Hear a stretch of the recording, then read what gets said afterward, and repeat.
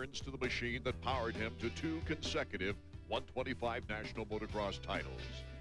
Defending 250 champion Doug Henry comes back for a full season of motocross after trying the snowcross circuits earlier in the year.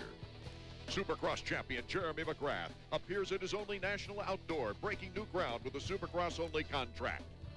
And Frenchman Sebastian Tortelli lends an international feel, beginning his first full season in America. Stay tuned. Round 1 of AMA National Motocross is next.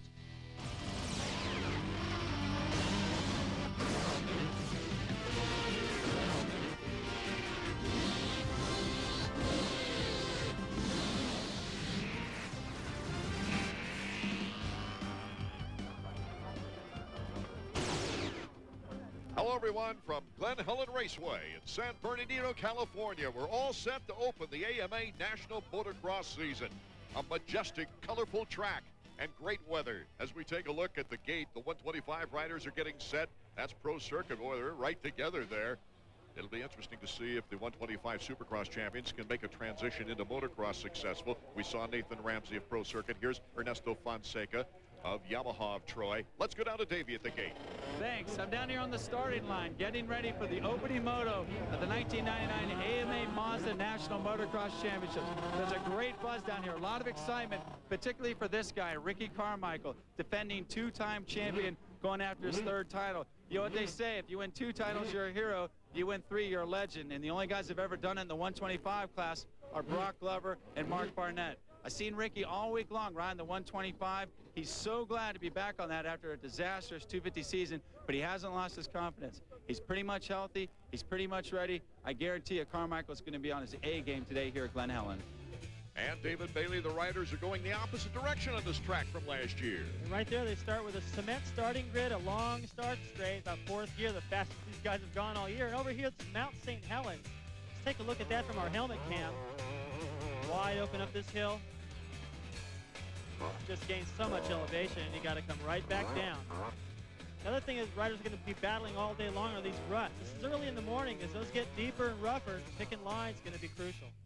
The Suzuki starting grid, the defending champion Ricky Carmichael, Volan coming back over from the GPs, riding for FMF. Fonseca, the 125E Supercross champion. Casey Lytle, also with a very good runner-up here in Supercross. Sellers, Johnson, also expected to be top competitors. And as we look at the entire 40-rider field on our rundown, David Bailey, what's it like starting the season in the motocross after coming out of a very, very competitive Supercross season? I think for some, it's refreshing to get a new start. Well, I think for everybody, they're looking at it the most positive way possible. The guys that had a good run in the Supercross try to maintain that momentum and go into the outdoors with confidence. And the guys that didn't do well, they're thinking, okay, it's time to start fresh. Now I'm ready. And they're hoping to make a much better showing. Guys like Shea Bentley, injured during the Supercross, also get a renewed sense as the 125s are starting to rev up now at the gate. Carmichael, of course, number 1. 22 is Ron Cotta. Fonseca 100. Let's see how they get a start. Beautiful for Carmichael. That wheelie meant he got a lot of traction. It's his teammate on the inside, number 23, Nick Way. The whole shot. Carmichael, Lytle, Casey Johnson, Antonez right there. Oh, and Ramsey gets squeezed in the first turn. So already one of our Supercross champions is way behind. Well, in a Supercross, if your last year is 20th, here he's 40th. Got a lot of ground to make up. A lot more time to do it than in Supercross, but what a terrible start. Nick Way seemed to turn around things during the Supercross year when he went home and started practicing on his own track, David Bailey. Well, this is a great opportunity to go out and prove that he's got it all together, but it's a little bit tough when you got that number 1 breathing down your neck. Ricky Carmichael not letting him off the hook. Applying the pressure already here in the opening lap from Glen Helen.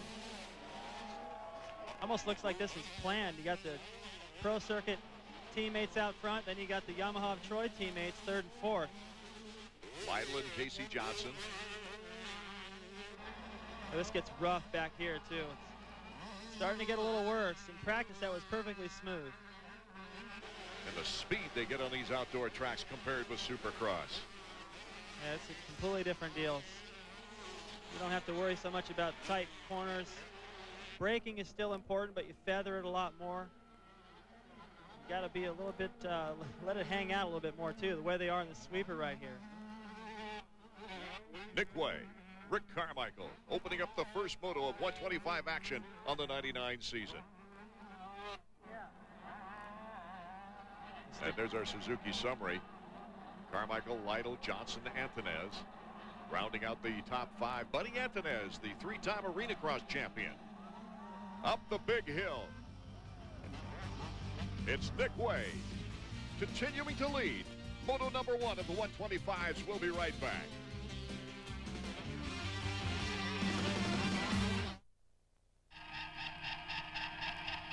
That's Honda. Everybody wants to ride for Honda. That's the house of racing.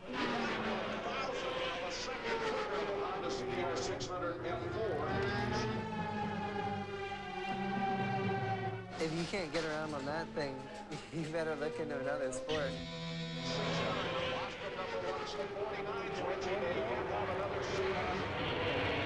The new F4, I think, is awesome. It's stable, it's fast, and it's going to be ready to rock. It's dog eat dog, you know? You go out there, and everyone has one idea, and that's that they're going to win. My dreams were to be with Honda. I had always ridden Honda, so that's where I wanted to be. I just want to go out there and win every time I go out there. I want to be as fast or the fastest guy. Jumps ahead of the Honda CBR 600 F4. I want to have people hate me because I won't stop.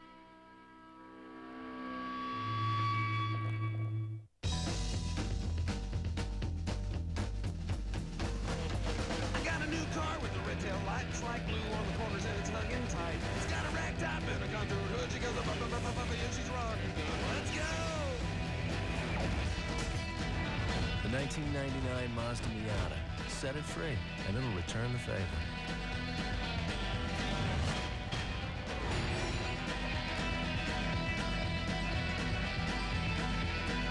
Suzuki Fest 99, folks. Step right up. Pick a selected Suzuki sport bike and pick out $400 in free accessories. How about you, son? A Suzuki Katana 600 and a helmet? Or maybe a Bandit 1200 and a new leather jacket? It's up to you. There's lots to choose from. And choose from financing offers like 0 down, low monthly payments, or low APR. But hurry in. Suzuki Fest 99 and soon. Hey, don't need to get nasty. Suzuki Fest 99, folks.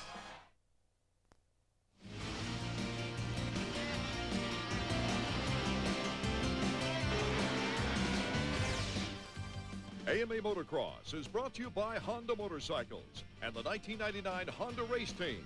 Honda, ride red. We're back, Glen Helen Raceway, San Bernardino, California, the first moto of the 99 motocross season. And it is Nick Way getting pressure from the defending champion, Rick Carmichael. Ricky fishtailing a little bit there. Try to square him off. He had a good idea, but they put a little bit of water on the track before the first moto, and he got a little sideways in it. Still right on it. That's the kind of, as they come down that hill. Or you can really feel that kind of pressure. Ricky Carmichael looking like he might want to take the lead right here. Carmichael to the outside. Way. A little bit of a stumble. And Ricky Carmichael wastes no time at all. He wanted the lead so bad. That was very obvious. He's just been all over the rear fender of Nick this whole time. He wasn't content to just figure, well, we're pretty far ahead of third. I'll just be patient. He's already starting to open it up. Casey Lytle not a threat in third when that pass was made. Let's take another look. Well, watch Nick Way. He's going to get stuck down in that rut. Look how deep that is. And what happens, suspension's going to rebound. It's a little out of whack, has to back out of the throttle, and Carmichael's got the perfect line coming from the outside. Makes a great pass. So it's Ricky Carmichael now, the 125s. He has never lost a moto here at Glen Helen. It's intimidating for your competitors. Way is still keeping him honest, though, down the inside. This is the corner before the big uphill. Here's Casey Lytle and his teammate from Yamaha of Troy, Casey Johnson, now starting to put pressure on for third place. Casey Johnson finishing up the motocross season last year very strong, and it set him up in a good six-figure contract with the 125 support team. There's the inside move. Can Lytle come back? Whoa, what a great battle between teammates. Casey Lytle regaining third place for the time being. Well, it looked like Johnson had him for sure, but he drifted a little bit too wide. They got close to each other. Look at the speed they got coming down that hill. Pretty close to our camera, too. That hill is so steep. I mean, it takes your breath away just looking down it. Many of the riders telling me last year going the other direction, it was scarier because of the steepness of the hill than it is this year. Casey Johnson making a move on Casey Lytle, taking over third. So in a very short period of time, early going in this race, we've had a change for the lead and a change for third place. Davey Coombs is in the mechanics area. Let's go down to you, Davey. Dave, so far so good for Casey. Looks strong. How's his shoulder? He's just been riding 2 weeks. This is going to be the test today. Hopefully his strength's going to be good enough. He's pretty focused coming into this race, so hopefully it will come out good. As the track gets rougher, do you think it's going to get harder for him? I think so, but his arm's still a little sore from the crash at Anaheim. Hopefully it won't be too bad. Thanks.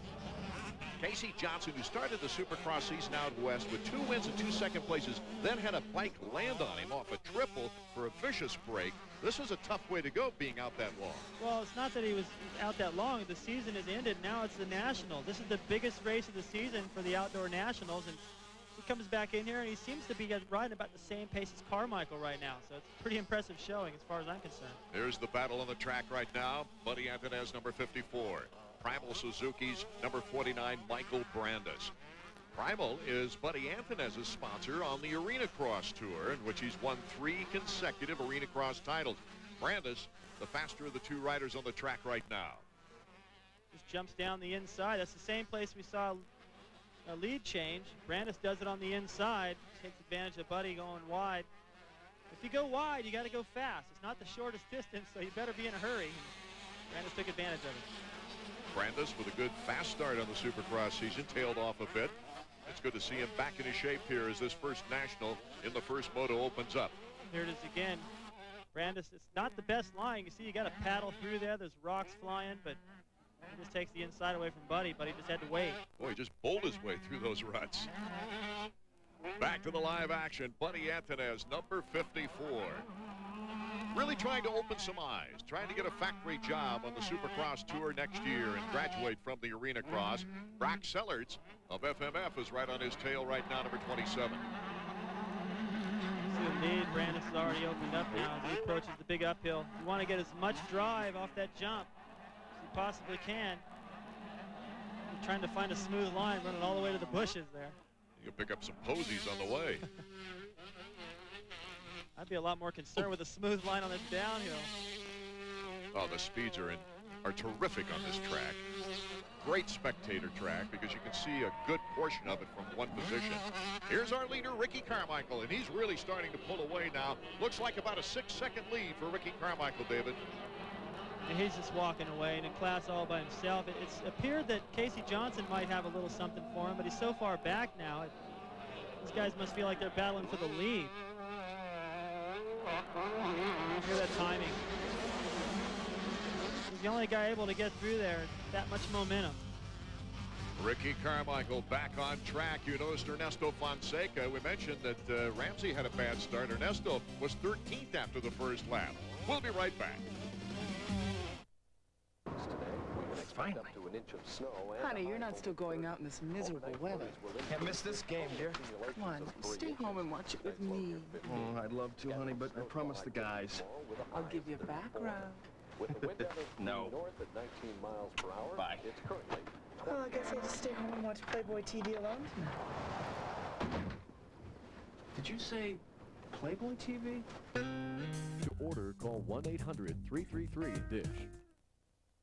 Ellen Goulden has a demanding job, a brilliant father, and an unusual mother. There's no place like home. Thank God. Now, the one person she took for granted can't be ignored. She's going to need help during the day. I'm home for a while. Not to play nursemaid to me. No, I want to stay. From the best-selling novel by Anna Quindlen. I'm so proud of you.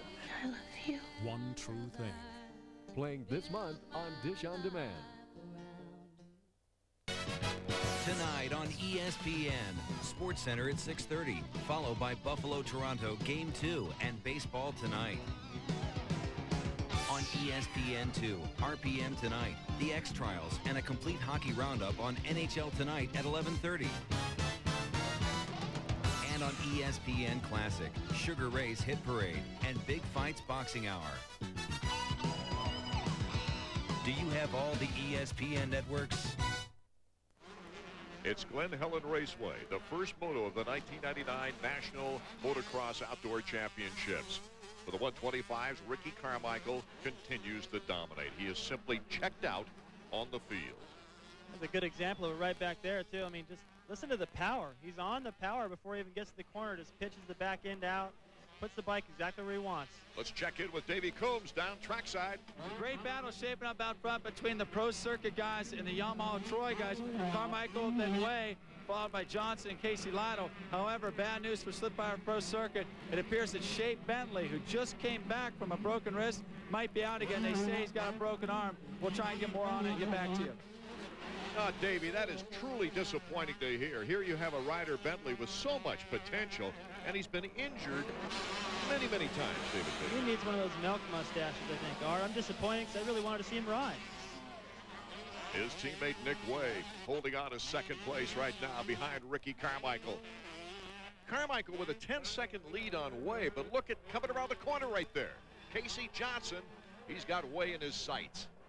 He's been steadily gaining, and it looked like in the very beginning Johnson was being a little bit patient, but now I think he's starting to find the groove. Ernesto Fonseca, the Supercross champion, already up to 9th. The big difference between motocross and Supercross tracks for this young man. It's just it's a longer track, and it's just a little tougher for me. I'm not used to this kind of stuff. Supercross a little easier because in Costa Rica the tracks are smaller. They're kind of more Supercross style, and this is just a little bit different. So I think it's a big change for me. David, I like the way he approaches this learning experience, though, don't you? I do. Well, he reminds me of the way I did. I just took my time and made sure that I didn't ride over my head or make some huge mistake that I would look back on at the end of the year and be like, man, if I just wouldn't have had that one mess up, I'd have been in there. Take a look at the top 30 up there. Ramsey in 26th.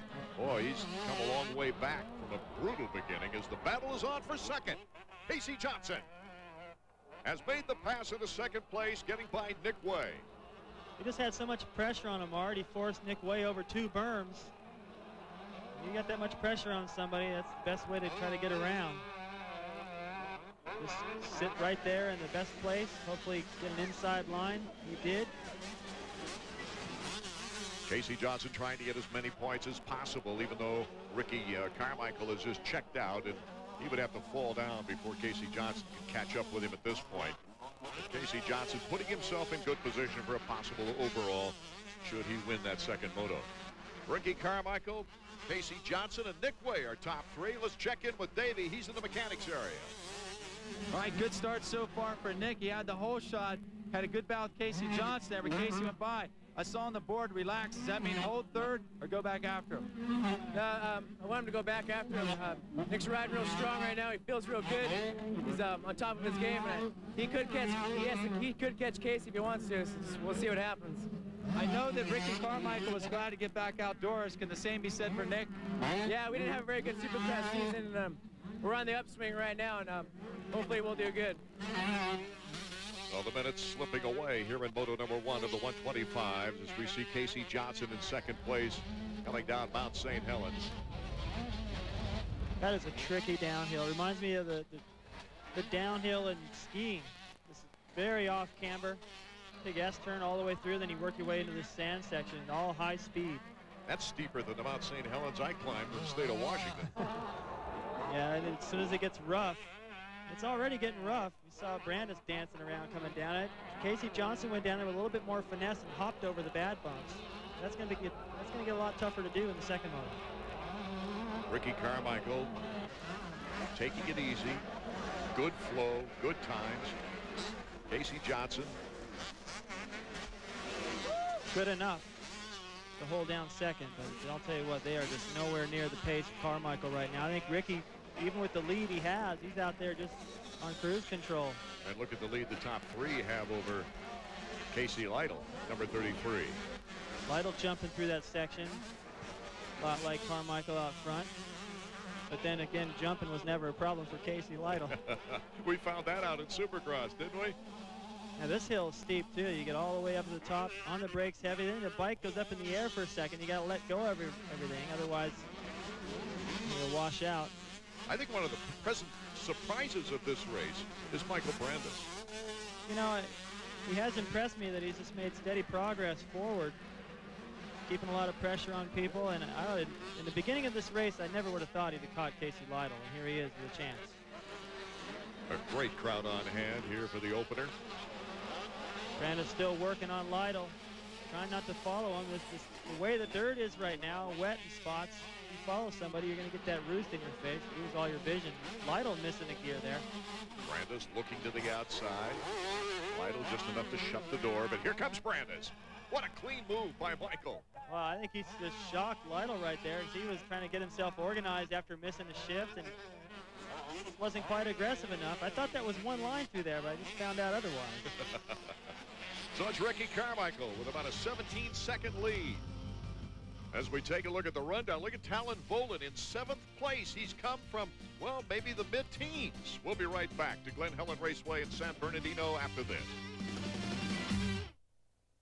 Would you look at this? The Suzuki is off to a great start, and all of Daytona is on their feet as the GSXR screams to the tri-oval. The Suzukis are dicing for the lead on the inside of turn 11. He wants a piece of it. He's got it. Oh, did you see that? Outstanding. The rest of the field might as well head home. The TL1000R is slicing for the exit. Oh, my. Suzuki's V-twin is developing incredible horsepower as it thunders up the hill away from the... Remarkable. The GSXR 600 and 750 AMA Super Sport National Champions. Call 1-800-HAIR Club right now for a free brochure. Your free hair, all you have to do is prepay for a basic club plan. That's it. Can't believe you can slick it straight back and it still looks natural. I love it. I've never felt this good after a haircut. You don't feel any difference in this hair, you know, any hair. And it still stays, see? So call 1-800-HAIR Club right now for a free brochure. ESPN Sports Century's 50 greatest athletes. Today, I consider myself... The speech is what people remember, but the ball player was unforgettable. A .340 lifetime hitter, 493 home runs. He averaged 153 RBIs over 11 seasons, not to mention the 2,130 consecutive games. Sports Century's 50 greatest athletes, the pride of the Yankees. Number 34, Lou Gehrig. Friday at 10:30 on ESPN, presented by General Motors. The 125s running down on their first moto of the season here at Glen Helen Raceway. Michael Brandes in 4th. Number 49, Primal Suzuki, has done a great job battling up through the pack. At one time was the quickest rider on the track. Casey Lytle behind him, number 33 of Yamaha of Troy. Ricky Carmichael still continues to lead by a large margin here in the opening moto. See the way it's set up here for the spectators too. There's a lot of tunnel jumps. They can get through, see a lot of different portions of the racetrack. But the people up on the big hill, I think, already have the best view. Yeah, if you can get up there as a spectator. Oh, you got to earn that position, that's for sure. Take your mountain climbing gear to get up there. No, I had a four-wheeler to ride around earlier and look at the track, and I said, forget it, I'm not going up there. Michael Brandes, number 49. He's had a good ride today. Good way to start the season. In 4th and back in 5th behind him, number 33, Casey Lytle, holding on to that position. Here's Ernesto Fonseca, who's been taking it rather cautiously in the learning process on these monster motocross tracks. He started so far behind with a slow start. He's back in 9th. I think he's going to learn how important the start really is here outdoors. You figure, well, it's a 30-minute moto plus a little bit, and you got plenty of room out there. He gets one more signal from his mechanic going by, and I think he's going to realize he just can't make up that much ground with as much talent as there is here in this class. The guy that has made up a lot of ground, though, right there, 7-11, he has come from as far back as almost 20th, I think. Right now, he's after Brock Sellards and 6th place. Really riding on the edge. Well, he's going a lot faster than everyone. I mean, he's just carving through people. He caught Sellards pretty quick. And if you watch the way he's riding, it looks like he's only trying to go one lap. I mean, he's just got this the energy, like, it's pretty tough to maintain for a whole race. Of course, in Europe, the GP series, longer motos, a lot of bad weather to contend with, fast tracks, and look at this. Volan takes 6th position. He just blows by him through there. That's a fast they've kind of made some artificial rolling type whoops. Look how much faster he goes into the corner there. Just jumps all the way in. Already starting to open up a gap. So you can see the difference in speed, talent, and definitely if he gets a better start, he'll be a problem for people out front. Talent all along has felt that he could compete with Ricky Carmichael if he came back off that GP circuit. Here he is, though, number 1 in the final lap, Ricky Carmichael. Another dominating victory on the way. On that big hill, both those hills, when you get to the bottom, there's so much G-force. You're bottoming out the suspension, and it takes a lot of strength in your legs just to stay up off the bike.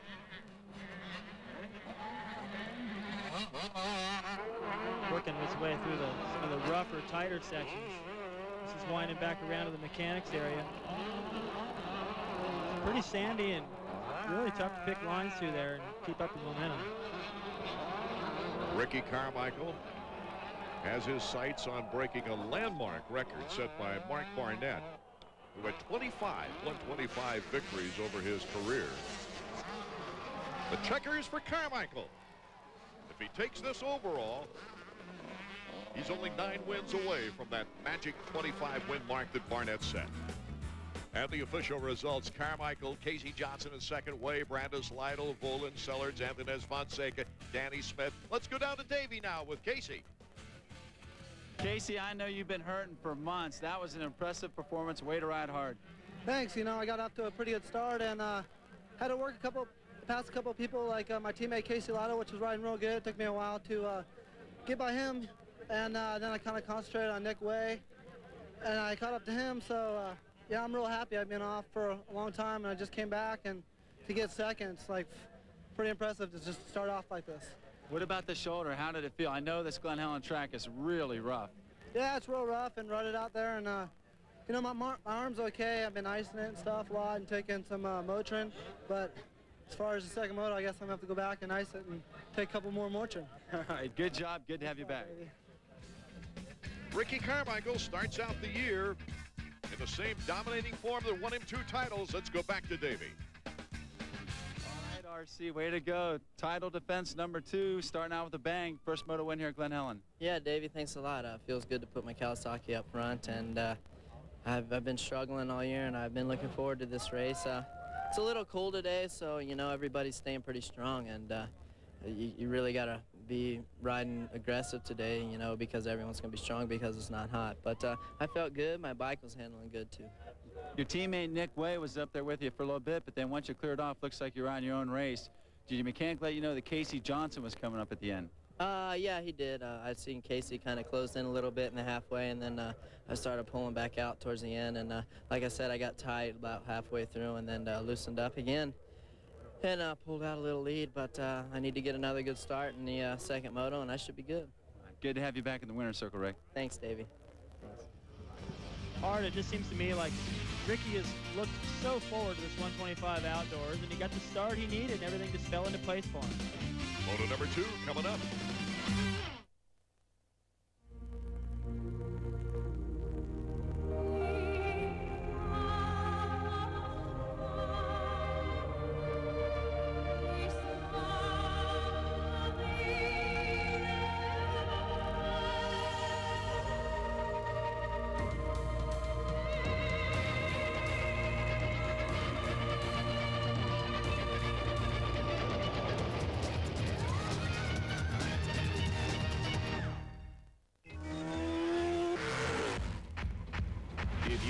All the hours you've spent boring out cylinders, building strokers, and setting up suspension, you'd have graduated from MMI by now, and you'd be getting paid for doing what you love.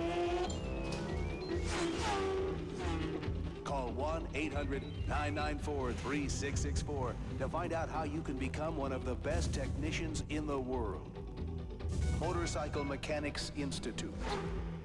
A great tradition reborn on ESPN2, Friday Night Fights. This week, Dale Brown takes on Sajjad Abdulaziz. Then the main event, Stefan Willett and Davey Hilton in a 12-round bout. Friday Night Fights, Friday at 9 on ESPN2.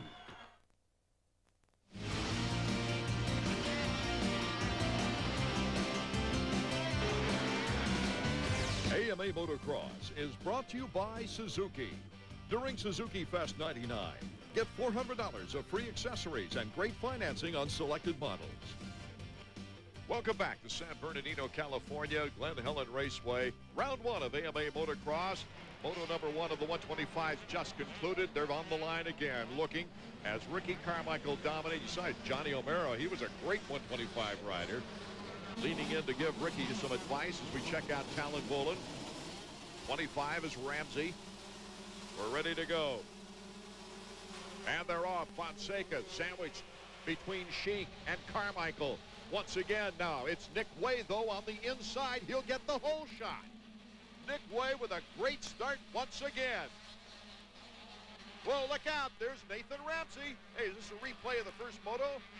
Well, it looks like it for Pro Circuit anyway. They get...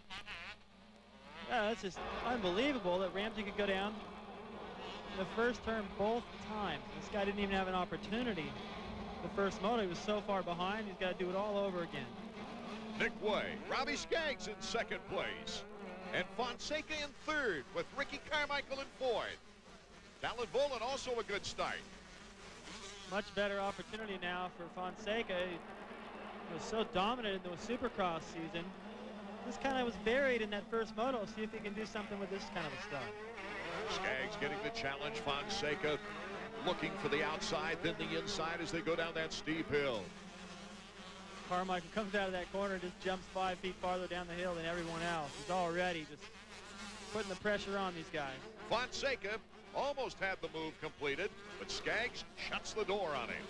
There's RC right behind Ernesto. A lot of confidence there. Oh, Ricky already picked off a few guys. Ricky to the outside is Nick Way. We zero in on our leader. Still Skaggs in second place, holding off Ernesto Fonseca and Ricky Carmichael. I'm not only impressed by the starts of Way this afternoon, but the fact that he just jumps out there in the first lap and goes as fast as he can, tries to get away. Not easy to do, but you can see that's what he's trying to do. He's very aggressive. Look at the speed Nick Way generates on that 125 machine as he takes the corner. Sandy soil in many places on this track. You got to keep the power up. Now they water the track again, too, between motos. The guy's got a warm-up lap. Fonseca, the outside move. Carmichael also made an outside move. And so, after Way, we've got Fonseca. Ricky Carmichael moves into third. Robbie Skaggs back in fourth. Brock Sellards in fifth. Talon Bolin in sixth right now. Ricky just went right down the middle of all those bumps. Didn't even care how rough it was, how rutted. I don't know if you realize how hard that is to do, but he just took a chance by getting down there. Look at the steepness of this hill. And the riders all have taken different lines down it.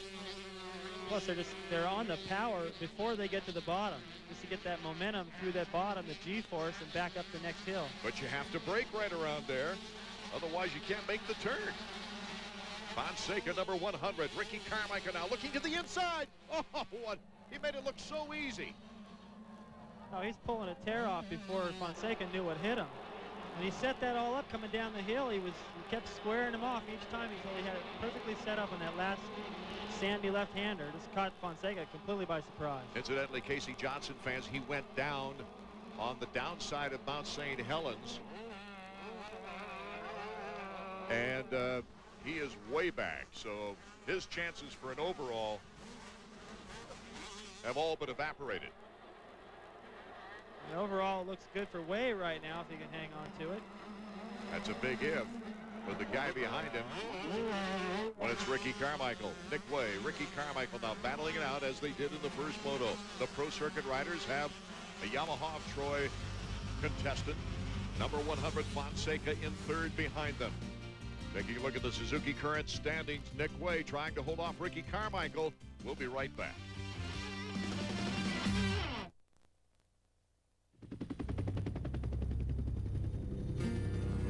The swamps of Louisiana.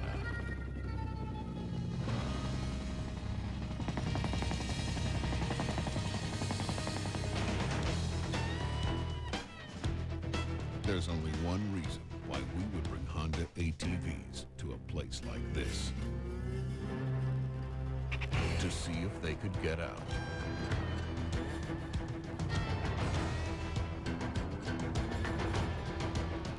Because if Honda ATVs can handle this kind of mud, this kind of terrain, this kind of non-stop torture, they can handle almost anything you'll throw at them. They're America's most popular ATVs for America's least popular places. Honda ATVs. Best on earth. Arm strength, quickness, agility, and body control. The essential elements of the winning defensive baseball player. And with Coach Emanski's Defensive Drills video, you'll learn the amazing training secrets of America's finest baseball school.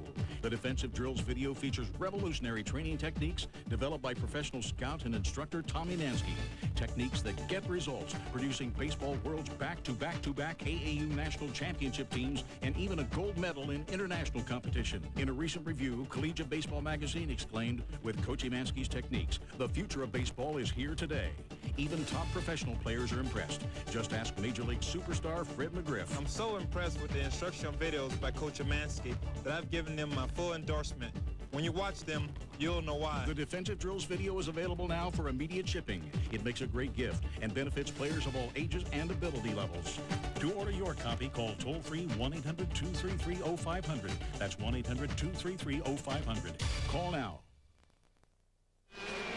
Before we get right back to the action, let's look at Carmichael's pass on number 100 Fonseca. Squares him off. Watch right here. Gets on the brakes, tucks underneath, and just chops 10 feet of racetrack off. Already reaching up for a tear-off before he even makes that pass stick. Incredible, David.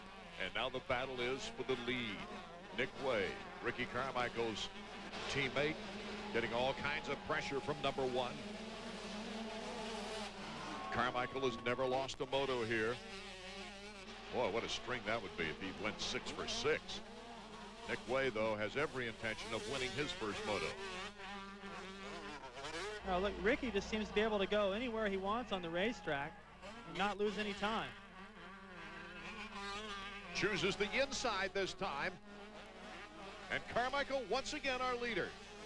You know, what really helped out was when he hopped out of that rough section into that left-hander. He hopped over the big bump, the one that sort of messed up Nick Way's timing a little bit. And he was able to get that nice squared line to the inside and make the pass. He's able to pretty much put the bike anywhere he wants in the racetrack. Use the best line. And if he's got to pass somebody, if he can do that, that's a huge advantage. An incredible record in a short period of time. The 125s for Ricky Carmichael and Talon Bullen, number 711. You can see how close he is to Fonseca. Fonseca is in 3rd place. Ricky Carmichael, Nick Way, number 711. Look out. Oh, that was close. So Talon Bullen also passes Fonseca as they go down the fast downhill. That is the scariest section on this racetrack to watch.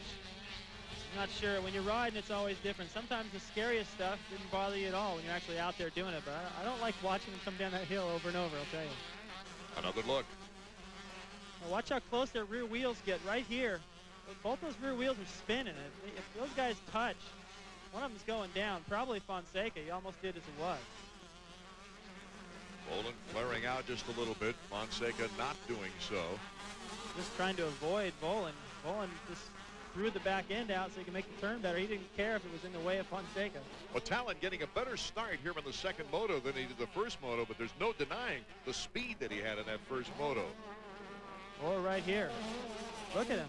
Just blast past Nick Way. So Talon Bullen takes over second place with Way trying to hold on to third right now. Let's check into the mechanics area. Let's go down to Davey. Tyson, your brother Talon is on fire right now. He's moved up to second place. He's reeling Ricky in. You guys got to be happy about where you're at right now. Yeah, we feel real good about it. The first moto, we got a bad start, but we worked up, got us some points. We're looking for a top 3 overall podium today, and I think the fans are going to see a great race here in the next 20 minutes. I know that the Supercross series didn't work out the way you guys had planned. How much were you looking forward to these outdoor nationals?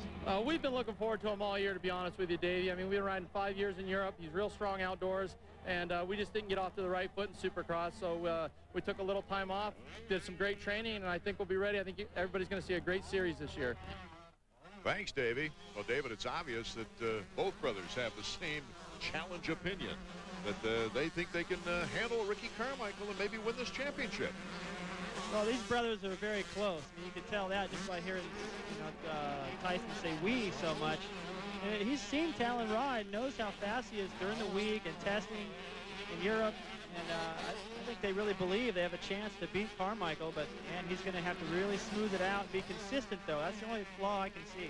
Brock Sellard, Scott Sheik just going through the picture. Jason McCormick, number 36.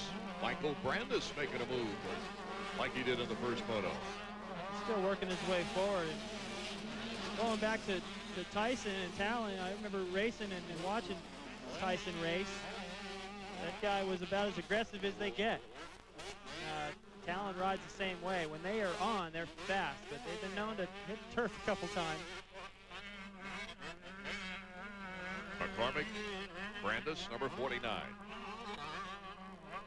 That nice timing through that rough corner, entering that sweeper. The idea is not to get stuck in that last deep hole and wreck all your momentum. He hops over it the same way Carmichael did earlier. McCormick out of the Pacific Northwest. Michael Brandis now pulling up within striking distance of Jason McCormick. That is just such a fast corner. It's a very banked. Can't really tell all that by the camera angle, but they carry a lot of speed through there, right into one of the roughest sections right there. The primal Suzuki rider. And McCormick looks back at him now. That's a perfect example of just riding a little bit smarter. It's one of those kind of slow down to go fast type deals where McCormick just looked like he was going so much faster than Brandis, and Brandis made the pass. Most of the action right here, 4th through 8th, as Ricky Carmichael now out to a 4-second lead. Talon Bolin trying to edge that up as Nicholas Way in 3rd. Those 3 riders quite a ways away from Fonseca, Sellard, Sheik, Brandis, McCormick, these battles. Here's Brandis, number 49. That's slick. I like it. Those are big break-up bumps coming into that corner. He hits the first big one, takes advantage of it, jumps them all. No one else has picked up on that. Surprise.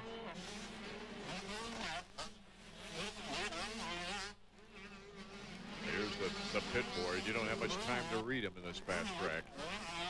And you go right into a corner.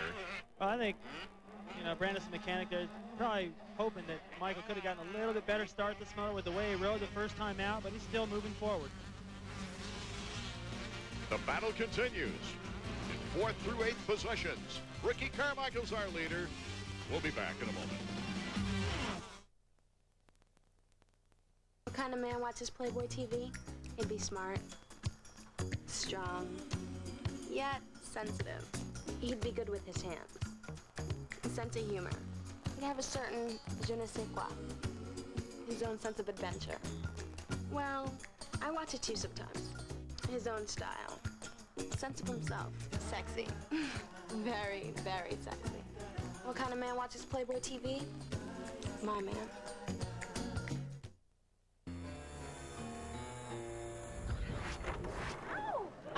Sundance Channel, not what you expect from TV. Friday nights watch something new. Sundance Channel premieres. Saturday night special is movies we love every Saturday night. Sundays, check out Short Stop, an hour of short films. And Monday nights, documentaries on Matter of Fact.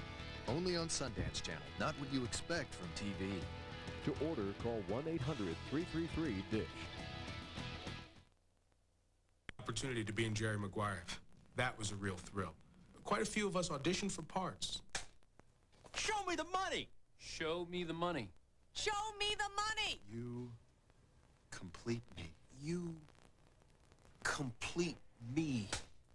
Help me help you. Who's coming with me? Who's coming with me? Let's go. Who's coming with me? There were a couple of performances that really surprised them. You had me at hello. You had me at hello.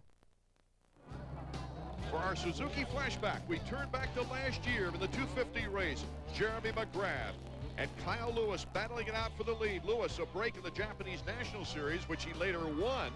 But Jeremy McGrath takes control to win the first moto. Moto number 2. It was Suzuki heaven. Suzuki would get a 1-2-3 sweep here in the second moto. Mikel Pichon, number 16, taking over the lead. Here's the battle for second place. Larry Ward, number 4, passing Doug Henry, the eventual series champion, who would end up with a 5th overall on this day. But for number 16, Mikel Pichon, it was his first and so far only national motocross win. McGrath's 1-5 couldn't beat Mikel Pichon's 5-1. Back to the action now in our second moto of 125s. Ricky Carmichael getting a big challenge. That surprises me a little bit because Carmichael's got this place dialed in, got a good enough start, worked his way into the lead, and I thought he was gone. Here comes Talon Boland just out of nowhere. Look at how aggressive the kids ride. I mean, just on the power everywhere, taking chances, but it's working for him right now. So Ricky Carmichael having to step it up. That's not an easy thing to do. He even had a fast pace going. Anyway, Talon Boland to the inside. Back and forth we go. Ricky Carmichael can't hold on. Boland has the lead here in the second moto. Talon just didn't waste any time. I mean, he just now caught Ricky and already put the pass on him. Takes a tear off on the last jump. Almost looked like he was trying to throw it back to Ricky Carmichael. He's just looking around for him. Here's another look at the pass. This is that long, whooped out straightaway. It looks like Talon almost loops out. So far to the back of the motorcycle with that front end up high still. Sneaks through the inside. And so Talon Boland now is our new leader here in the second moto. Valuable points, even though if Ricky Carmichael stays in second, he still wins the overall. I don't think Ricky thinks this is going to last, but he's got to honor this challenge and stay with him. Ricky Carmichael now in second place. Talon Boland trying to stretch it out a little bit. Boland nuts. Well, right there, I think Chad Watts is trying to say maybe don't follow too closely. Memories of Daytona. Let's go down to the mechanics area now. Davey Combs. Chad, I got to ask you about that board you just put out. Boland nuts. What's that mean? He's out of control. He's swapping all over the place. He's going fast, but like I put on the pit board before, I mean, just be smart. I mean, we had the reputation for crashing indoors, so we'll give it to somebody else outdoors. Shoes on the other foot, huh? I hope. I mean, not taking nothing away from Boland. He's riding really well, but it just looked like Ricky was more in control. Well, I'd have to agree with him, but still, like I said, Ricky's got to honor this and try to stay with the pace. Don't want to let Boland start getting some momentum. Who knows what that could turn into throughout the series. Chad Watts mentioned he'd like somebody else to take over the crash title. He's got his hopes up now as Talon Boland looks very, very strong right here. Oh, he got into that berm. He was on the power before he even got there. He did it again in that corner. So now Ricky's intensity has picked up as well. And sometimes when you challenge somebody like that, you take them out of their rhythm, and they're the ones that make the mistake. Can Boland hold on and win his first American National Moto of the season in the very first event? Well, that's a big piece of work to catch Carmichael and pass him. Whoa, Boland slipping out. He kept the motor running, however, and you can see how far in front Ricky Carmichael and Talon Boland were. His third place hasn't even appeared around the corner yet. We'll take another look, David. Well, watch right here. This is the only thing I can tell. He's still leaning into the corner. Not out on that high side of the bike. Nothing to really keep traction out there. Like, in other words, weight that outside ski. The bike just washes right out. Ricky does a good job of avoiding them. And it looked like Boland did have the clutch in and was going to be able to pick it up pretty quick. But then he stalled it, wasted a little bit more time. But like you said, they had such a huge gap on third. He didn't lose any ground. Ricky Carmichael. As we take a look now at the Suzuki stopwatch for the intervals of 1 through 10.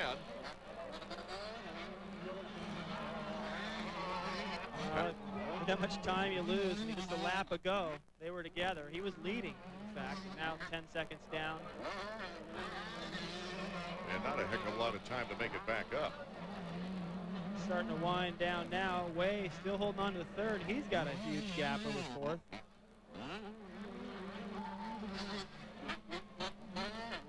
Yamaha Troy Ryder, Fonseca.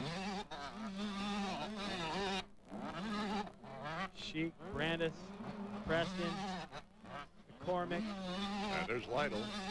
The big batch of riders. If I got a bad start, the worst thing was to just have a huge gap of racetrack from between you and the next rider you could catch. But for Brandis right here, who moved up in the first moto, he's got a big pack right there in front of him. Some guys he can put behind him. Valuable points in the series if he can pass them all. Currently in fifth, Brock Sellards. This seems like a traditional rivalry right now here in the first round. Sellards and Brandis. And Sheik, number 26, trying to rebound after an awful Supercross year. Fonseca, number 100, just the opposite. Surprised me a little bit that Sheik was able to get around Fonseca. Sheik a little bit better outdoors, more used to it, and probably had a little bit of extra motivation after a poor first moto. Brandis showing some patience there with Brock Sellards. Here in Moto 2, Carmichael still our leader, conspicuously absent, though, from the top 10, Casey Johnson and Nathan Ramsey.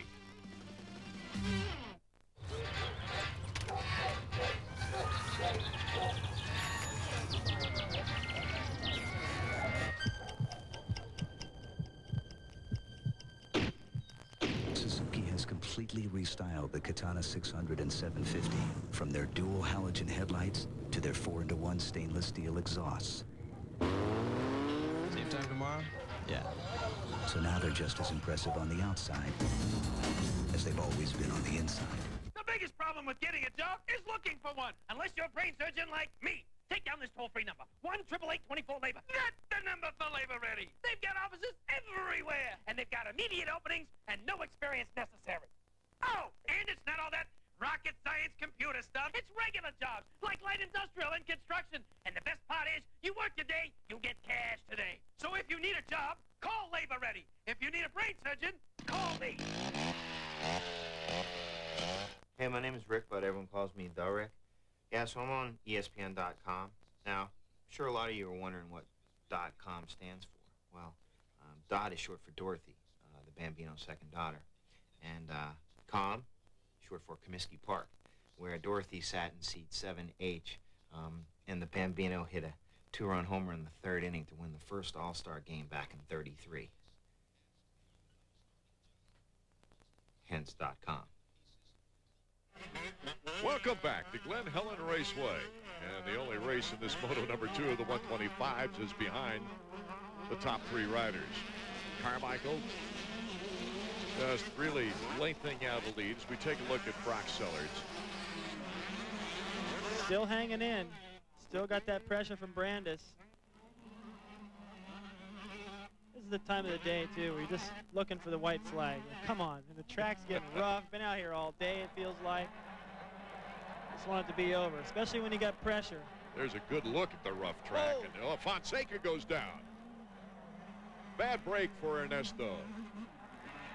Well, he recovers quick, but he loses 2 positions. Usually late in the race, you can make a mistake like that and kind of get out of it. Not really lose anything, but there, everyone was pretty jammed up. He lost 2 spots. It's going to hurt him in the overall. I know he's not real happy with the first moto, and this is not a good way to end the second. I would imagine it's not too pleasant either to have to pick up a bike after so much exertion throughout the day. So much demand on your body.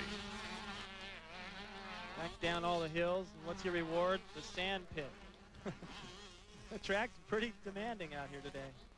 For everybody but this guy, it looks like he likes every inch of the racetrack. Ricky Carmichael in total command right now after a tremendous challenge by Talon Bolin. Well, he was there. Kept the pressure right back on Talon until Talon made a mistake. Was so close to him, in fact, he didn't react soon enough. He may have run into him. Looking forward to seeing how those 250s react on this fast and rugged track here at Glen Helen. They'll be coming up next. Talon Bolin in second place. He is still fishtailing around quite a bit, and he's going fast. That's Mike Craig back there, but he's being lapped. Michael Craig now on a Kawasaki after leaving Planet Honda. And this is his first race in some time, opening up the 125 motocross season. Talon's always got a short sleeve. I'm not sure if it's the same orange each time. I'll have to notice that in the races to come. But oh, look at here. The battle for fifth is on, and Michael Brandes kind of seals him off. Little block pass, and it wasn't in a corner, really. That's hard to do. If he came from the outside, you got to have a lot of confidence. That guy's not just going to come in there and park you. He took a chance, leaned in on him, and it worked. Here's Nick Way after a third place in the opening moto, a very commendable third place here in the second moto. 2 hole shots on the day. He keeps getting those hole shots. He'll be high in the points. That helps so much. The first lap, the difference between being out there in the top 3 and being outside the top 10 it computes to about 15 seconds a racetrack. He just made his day a lot easier by getting great starts. Carmichael Way. As we run down the top 30 for you up in the upper left corner of your screen. Chad Pedersen still pretty far back. Skaggs way back after running second early. So Ricky Carmichael enjoying his ride right now. Looking for a 1-1 sweep and a 6-for-6 moto record at Glen Helen. That's incredible. Well, there's nothing more exciting, Art, than being in a great battle for the lead in the last lap. And I'll tell you, it's a little bit more fun to be able to just cruise in like this and enjoy it. Carmichael can see the checkers flying. What a way to start the motocross season for Ricky Carmichael after such a horrendous supercross season. A great way to start the challenge for his 3rd consecutive crown. Let's go down to Davey now with Bolin. What an incredible ride. Congratulations. Well, thank you. You know, I've been working really hard. I missed the supercross season. I took that opportunity and that time off to train hard for the outdoors. I got great support from Honda, some good suspension. The bike was running really good. FMF really helped me out, give me the opportunity to come back to the States, and there was no way I was not going to do good today. You know, I worked so hard. Even the first moto, I got to take on the first corner, but if I don't pick up a physical injury, I'm going to give it everything I got to the end. And I appreciate the fans out here, too, cheering me on. That was great. Well, I tell you what, man, it should be an incredible series. It's good to have you back here in the States. Thank you. I appreciate it. I'd like to thank FMF and Honda again for giving me all the support. Alan Bolin, the only one to produce any exciting challenge for Ricky Carmichael, takes a 3rd in the overall with a 6-2. Let's go back down now to Davey. All right, Rick, way to start out the season, a 1-1, but I got to tell you, man, I was surprised to see Bolin up there. Oh, man, that guy, he was hauling butt. You know, he caught up to me and passed me, and he slid out. He made a mistake, but I guess that's the way it goes. I'll tell you what, it was fun to battle it out with him. He was pretty clean. He put a clean pass on me, and, you know, he gets all the respect. He rode good, but he made one mistake, and I took advantage of it and pulled out another win. Yeah, I got to ask you how this Glen Helen track rates for you. You have not lost a moto here since you were a professional. Oh, that feels good. You know, I'm going to try to keep that string going. All right, well, 1 down, 11 to go. Congratulations. Anyone you want to thank? Yeah, I'd like to thank Kawasaki, Oakley, Fox, Pro Circuit. That's about it. Bridgestone tires. All right, good to have you back on form, Rick. Thanks. So Ricky Carmichael takes a 10-point lead on his Pro Circuit teammate Nick Way, with Talon Bolin not that far behind. Brandis Johnson, the top 5. Fonseca in 8th as we look at Travis Preston making the top 10. So the 250s are coming up next. John Dowd, who's been out with injury, working that shoulder a little bit, talking with his mechanic Brian Berry. And one of the hopes for Team Honda, Sebastian Tortelli, talking things over with Jeff Stanton and Gary Bailey. We'll be right back with the 250s.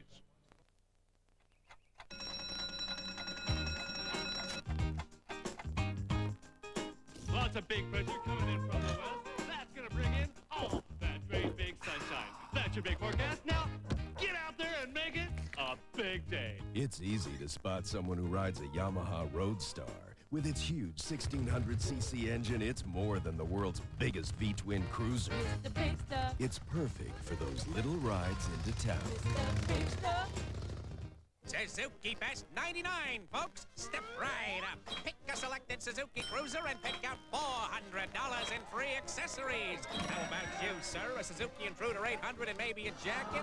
Or how about a Marauder 800 and helmet? It's up to you. There's lots to choose from. And choose from financing offers like 0 down, low monthly payments, or low APR. But hurry in. Suzuki Fest 99 and soon. Hey, I don't make the rules. Suzuki Fest 99, folks. The X Games. The only extreme event that matters. the X Games, June 27th to July 5th, only on ESPN and ESPN2.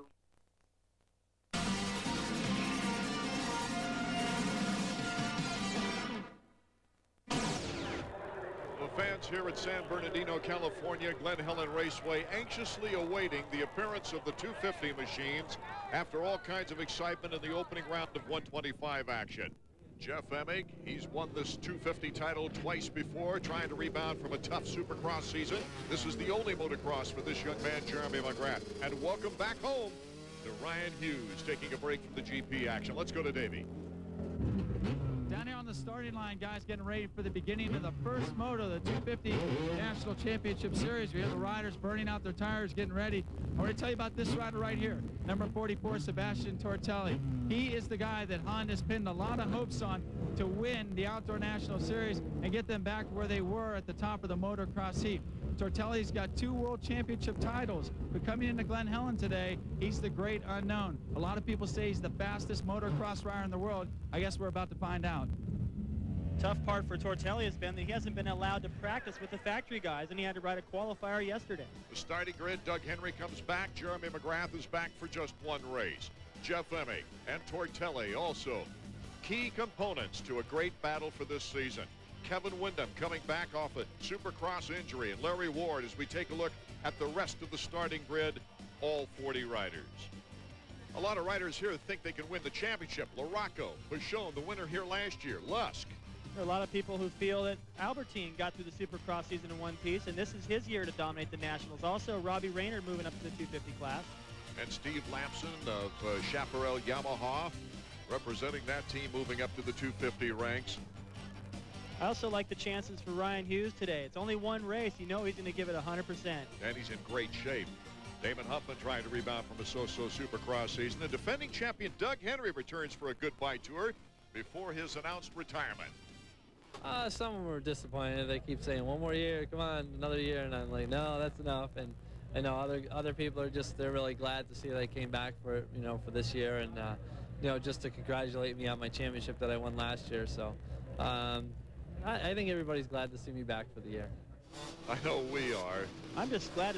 I kind of got confused seeing him ride around with the #1 plate. I thought McGrath would be holding that, but McGrath's number 15 today. That's right. He hasn't had 15 since 1993, his rookie year in the 250 ranks. We're off and running. The opening moto of 250 action for 1999. Number 14, Kevin Windham, the whole shot. And a lot of Yamahas right behind him. Whoa, look out. A pile up in that turn. Ezra Lusk is involved. Jimmy Button. Damon Huffman. Mike Larocco's there. Tortelli just got going. Larocco just getting going. We got the worst end of it. Looked like Tortelli was almost behind it and had to go around it. But a poor start for Sebastian Tortelli. This is our leader from Team Honda.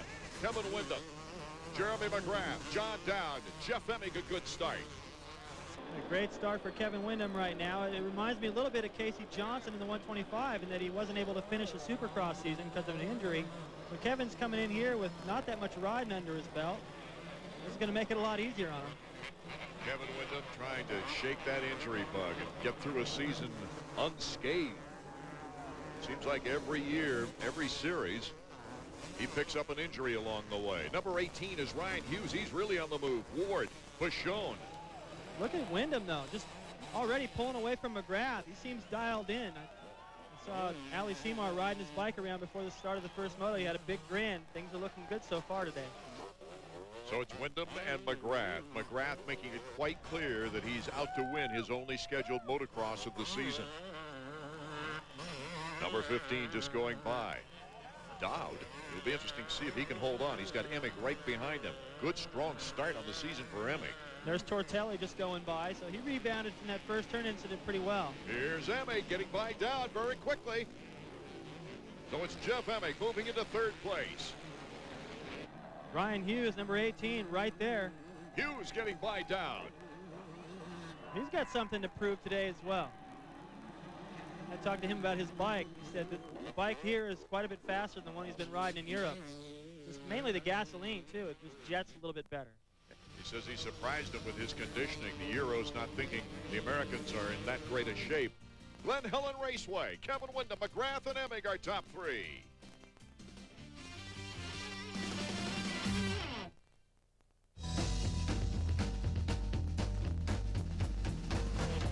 I got a new car with a red tail light. It's like blue on the corners and it's hung in tight. It's got a rag top and a contour hood. She goes up, up, up, up, up, and she's rocking. Let's go! The 1999 Mazda Miata. Set it free, and it'll return the favor.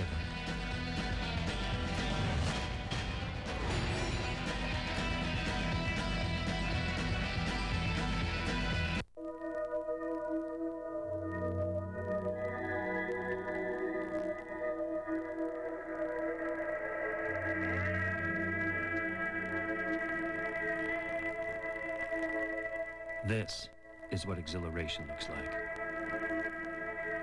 Don't let the elements prevent you from experiencing it.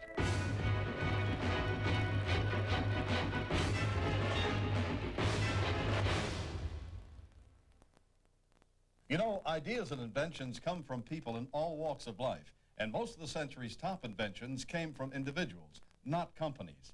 Do you have an idea for a new product or invention? Are you interested in trying to submit your idea to companies for a good faith review and in trying to patent it as well? If so, Invention Submission Corporation has information to help you get started. ISC is America's largest inventor service firm with over 50 offices nationwide. Call this toll-free number now to see how to get this free information.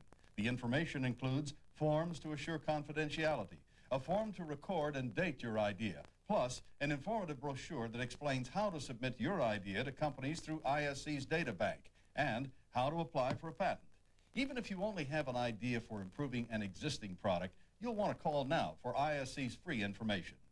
For your inventor's information, call toll-free 1-800-652-0101. That's 1-800-652-0101. Welcome back to the opening moto of 250 action, and Doug Henry does have something wrong. It looks like they're working on that brake. Well, it was weird. I saw him. He had a great start, and he just pulled over to the side of the track, was looking down. I couldn't tell what was wrong. There was so much action out front, I really didn't get a chance to mention it. This is the battle for third. Jeff Emig on the team Kawasaki. Pichon getting by Hughes. And the battle is on. Mikel Pichon, who placed fifth in the first moto here last year, followed it up with a win in the second and the overall victory, is putting the heat on Jeff Emig.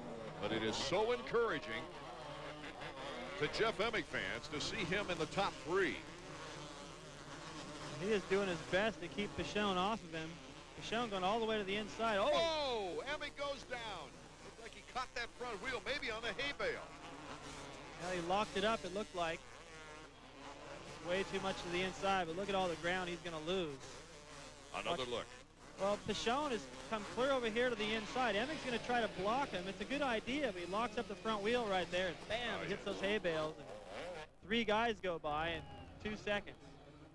Including Hughes and Pichon. There's Jeremy McGrath going through the picture. He's in second place.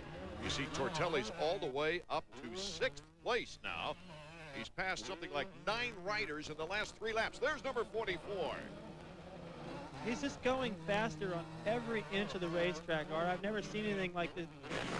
The charge that he's putting on and where he's able to pass people is just amazing to me. He goes anywhere he wants and makes up time. You see him get around Raynard like it was nothing? No, he... Oh, and Rhino goes down. Ryan Hughes, welcome home.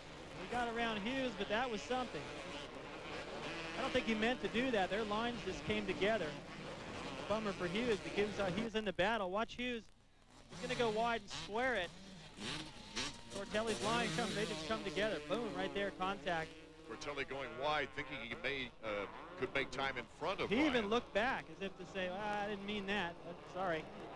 And so Tortelli now is giving the challenge to Mikel Pichon. Team Honda teammates going at it. Wow. I mean, it's just a straightaway where no one's been passing, and he makes a pass through there even on his teammate. Same motorcycle. It's not a question of having more horsepower. He's getting the power to the ground a little bit better. Tortelli now, as he moves into third, is 7 seconds behind the second-place rider, Jeremy McGrath. Those leaders are going to have to step it up. They're in trouble right now because Tortelli is carving 3 seconds a lap out of their lead. He's going to join him here in a couple of laps. Let's check in trackside with Davey Combs. Shane, while a lot of of people have been watching the battle up front between Wyndham and McGrath. I've noticed that Tortelli's come from about 25th to 3rd in the first 4 laps. You got to be impressed by this kid. Yeah, the kid's hauling butt. I got him about halfway around the first lap in 10th. A few guys have fallen, but he's been making up some time. I think he can win it.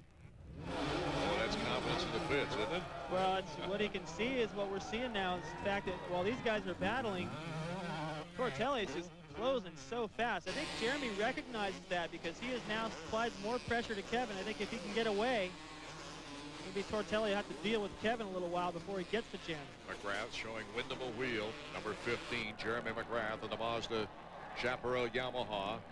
And just in front of him, Kevin Wyndham, Team Honda. Oh, great racing. They get at the top of St. Helens. Open up that throttle a bit coming down the hill. Well, that is not an easy place to make a pass, but you can take advantage of somebody being a little bit cautious coming down the hill. That's what Jeremy did to the inside. You got to have a lot of confidence in your riding ability to make that stick. I was mesmerized with that move. It was so smooth. As we take a look at the entire field and how they stand up in the left corner of your screen. Jimmy Button all the way down to 25th on that 4-stroke. You can hear the people now. This lead change, they're happy to see some excitement out front, but I think there's also a lot of anticipation of the fact that Tortelli has gotten a lot closer in that last lap.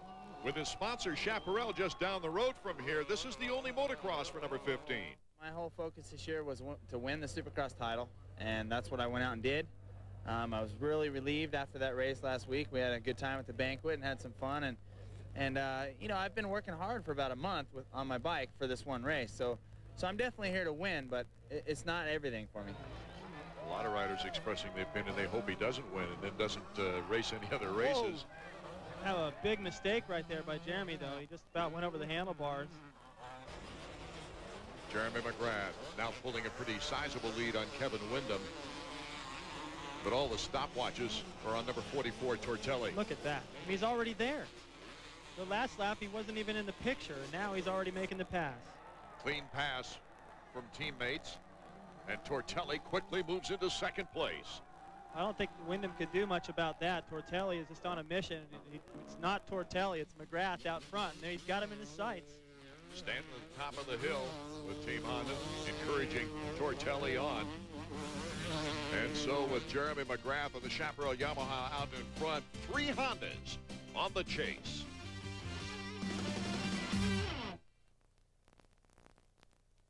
HBO and Cinemax. Bet you didn't know how well they work together. For instance, when HBO is showing something like this, Cinemax offers you something completely different, like this. That's because Cinemax is scheduled 24 hours a day with the HBO viewer in mind. HBO and Max, made for each other. Call now and get HBO The Works and Multimax from Cinemax for $19.99 a month. Paramount Pictures looks at parenting. Tommy, this is your brother Dylan. From a different perspective. It's the next generation. Sometimes little brothers, they aren't everything you'd hope they'd be. In animation. I guess we'll have to change his diaper. What do you mean, Rick? The Rugrats movie. Premiering May 29th on Dish On Demand. First free kick goal, and it was me versus Tony Miola. I remember as soon as I let it go, it felt just right. I beat Tony. I just remember running for the sidelines, jumping as high as I can. I'm Eddie Lewis. Have you seen me? See him Thursday at 9:30 on ESPN2. All weekend long, all kinds of racing. The race is on ESPN2. If it goes fast and looks cool, the race is on ESPN2.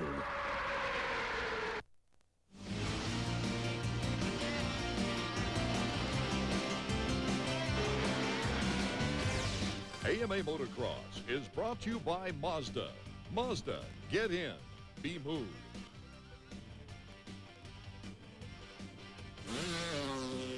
Welcome back to our opening moto of 250 action. Oh, what a shot. Kevin Wyndham and Mikel Pichon battling it out with Robbie Raynard right behind them. This is the battle for third place behind McGrath and Tortelli.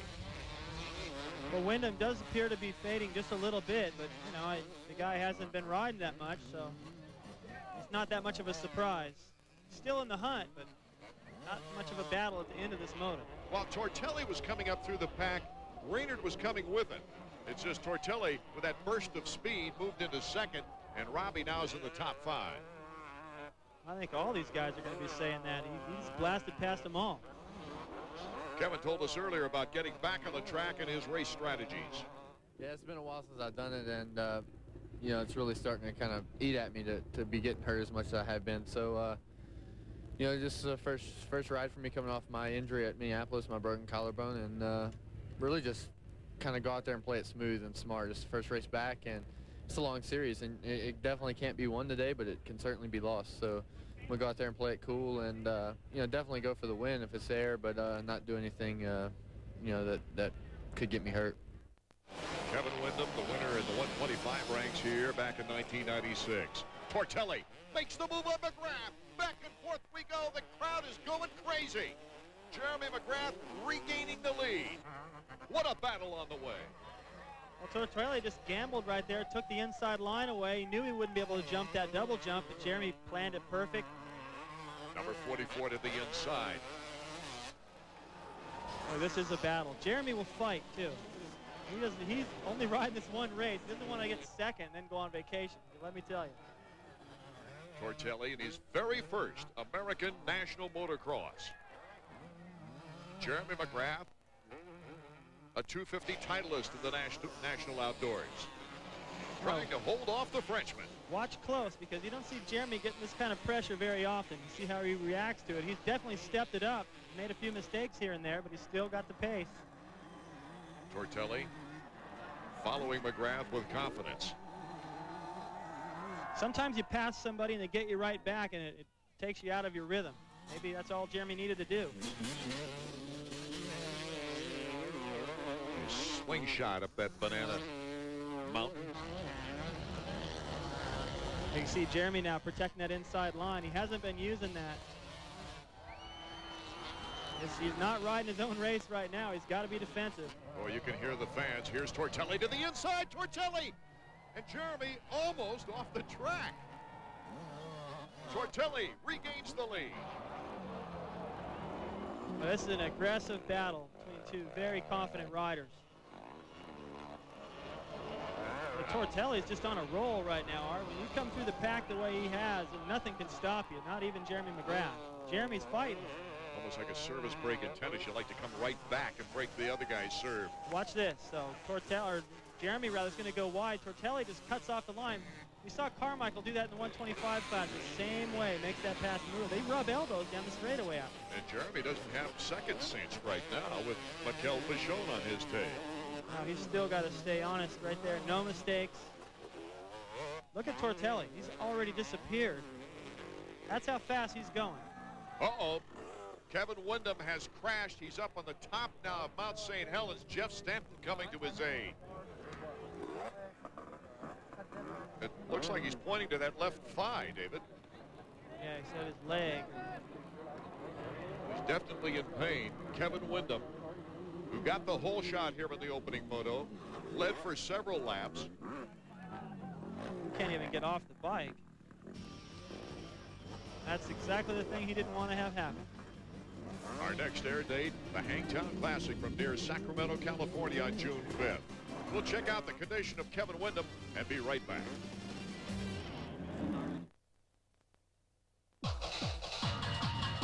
At a standstill, it might be compared to other sport bikes. At top end, it might be compared to other sport bikes. But at each and every mile per hour in between, comparisons become insignificant specks in the mirrors. The TL1000R, the only one of its kind on the track, from Suzuki. Creative design excellence, technological advancement, space-age innovations, 21st century quality. It's the best in fitness, health, conditioning, toning, and muscle development. The Soloflex muscle machine, We've designed one for your body. Call now for a free brochure.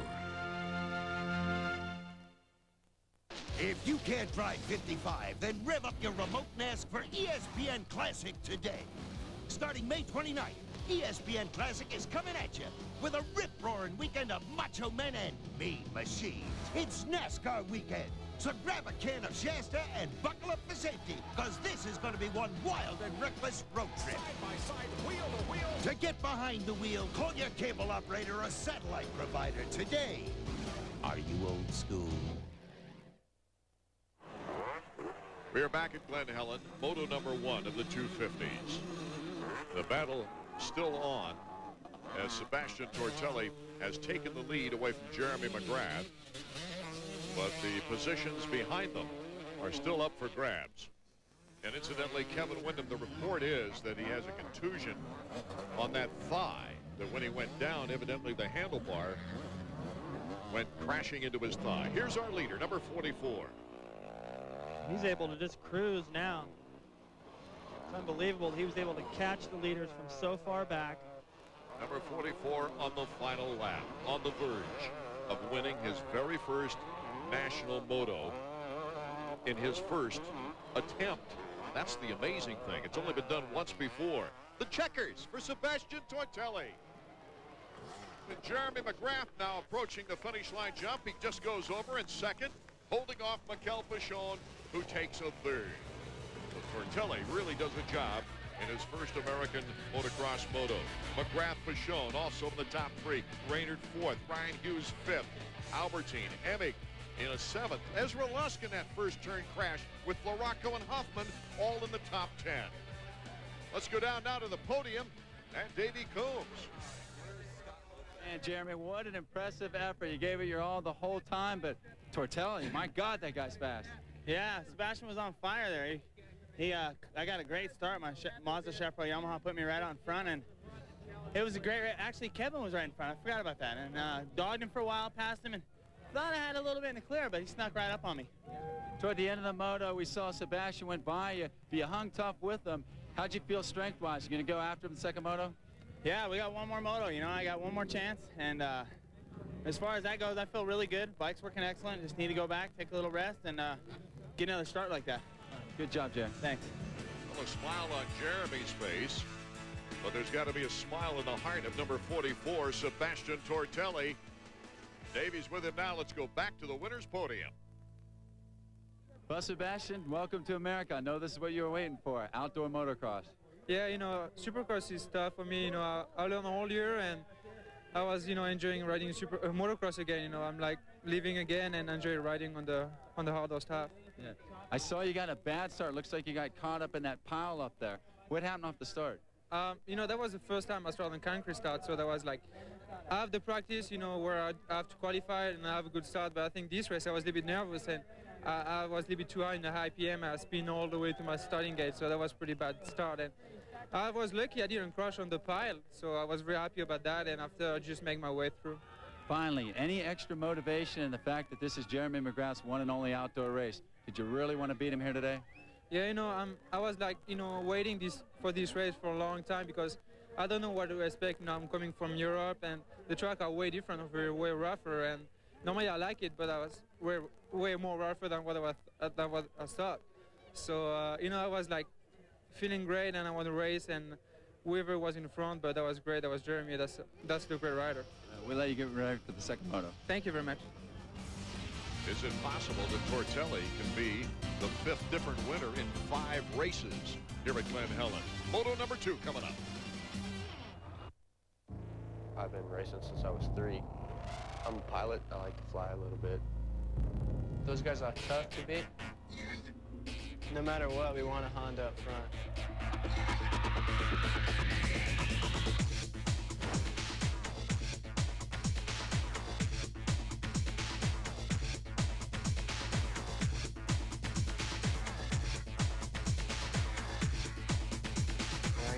Say I was just a little bit hairier than the other kids. They said I was hairy like a bear, and then I was Yogi Bear, and now it's just Yogi. Je m'appelle Michael Pichon, j'ai 23 ans, j'habite en France. I just feel like I'm on the right team and on the right place. Try not to think about who's behind you. You know, you try to always race in front of you. You feel like you can be free? A great tradition reborn on ESPN2 Friday Night Fights. This week, Dale Brown takes on Sajjad Abdulaziz. Then the main event, Stephon Willett and Davey Hilton in a 12-round bout. Friday Night Fights, Friday at 9 on ESPN2. Welcome back to Glen Helen Raceway. Moto number 2, the riders in the 250 division getting ready. Ryan Hughes went to the GP circuit this year to rejuvenate his career. Takes an open mind to succeed there.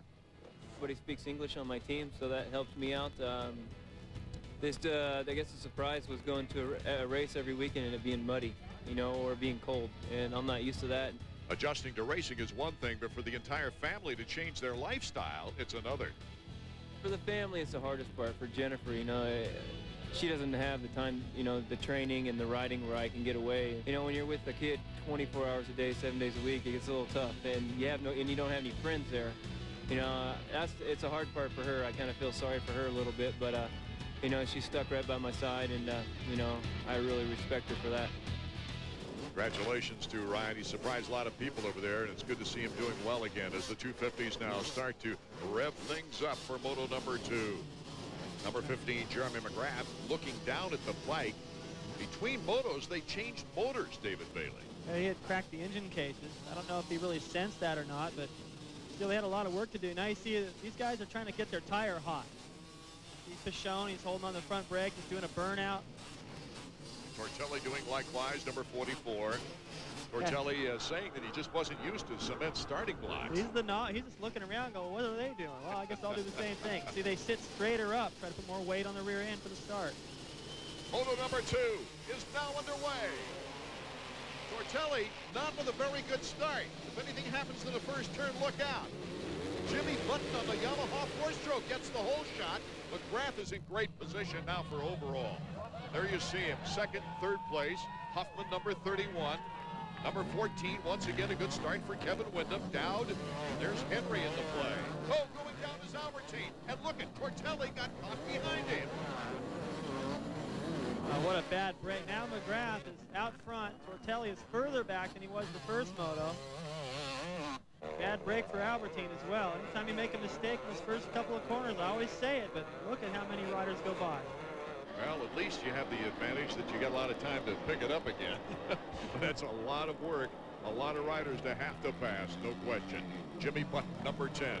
Good start for him. Huffman in second, McGrath in third, Windham fourth, and Henry in fifth. Henry's got about the same start he had the first moto, only this time he doesn't have problems, so I'm anxious to see how he's able to keep pace with these guys. The first moto, he made up a lot of time, but from so far back, it's really difficult to measure. Not a bad start for Ryan Hughes either. There's 3, that's Larocco. Larocco just silently running a consistent race. He's one of those guys that's just quiet, works his way up, sneaks into the picture. Button's got a great opportunity right here. He had a bad start in the first moto, then he fell again on his own, so he's got an opportunity here to show everybody how fast he can go here. There's Emick, number 11, Ward 7, 4, Ezra Lusk. There's Tortelli again, just way back in the pack. It's going to be tough for him to work his way up from that far. Coming down Mount St. Helens, blistering. Looks like they're almost going over rock with loose dirt on the top of the rock. It's slick, bumpy, off camber, steep, rutted, you name it. Everything's wrong with that hill. I don't like it.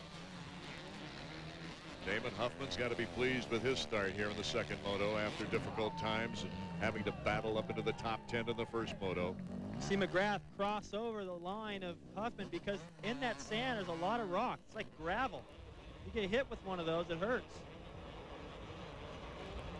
Jeremy McGrath in good position for that overall, especially with Tortelli getting hung up behind the Albertine crash.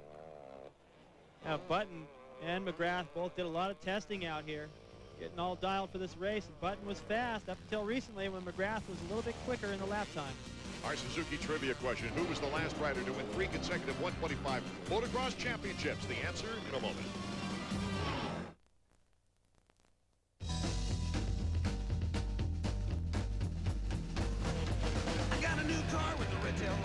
like glue on the corners and it's hung in tight. It's got a rag top and a contour hood. She goes up, and she's rocking. Let's go! The 1999 Mazda Miata. Set it free, and it'll return the favor.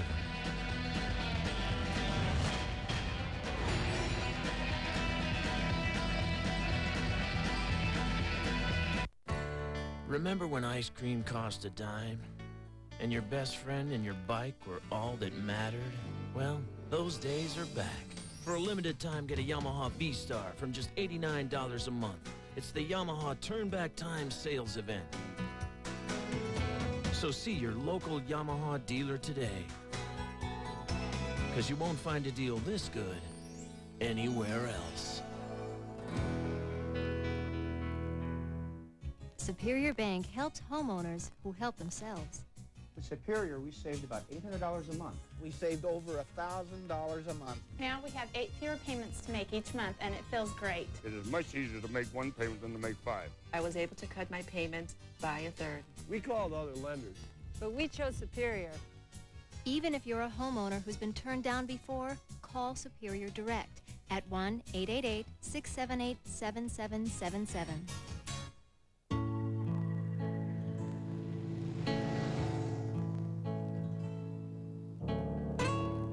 Never before has there been a cruiser as comfortable as the Suzuki Intruder 1500 LC.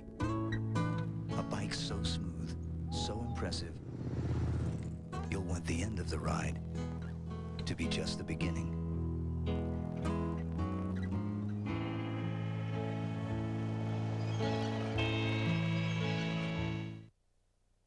While we were away from the action in Moto number 2 here in the 250s at Glen Helen, this pass took place. Number 15, Jeremy McGrath, getting around Damon Huffman.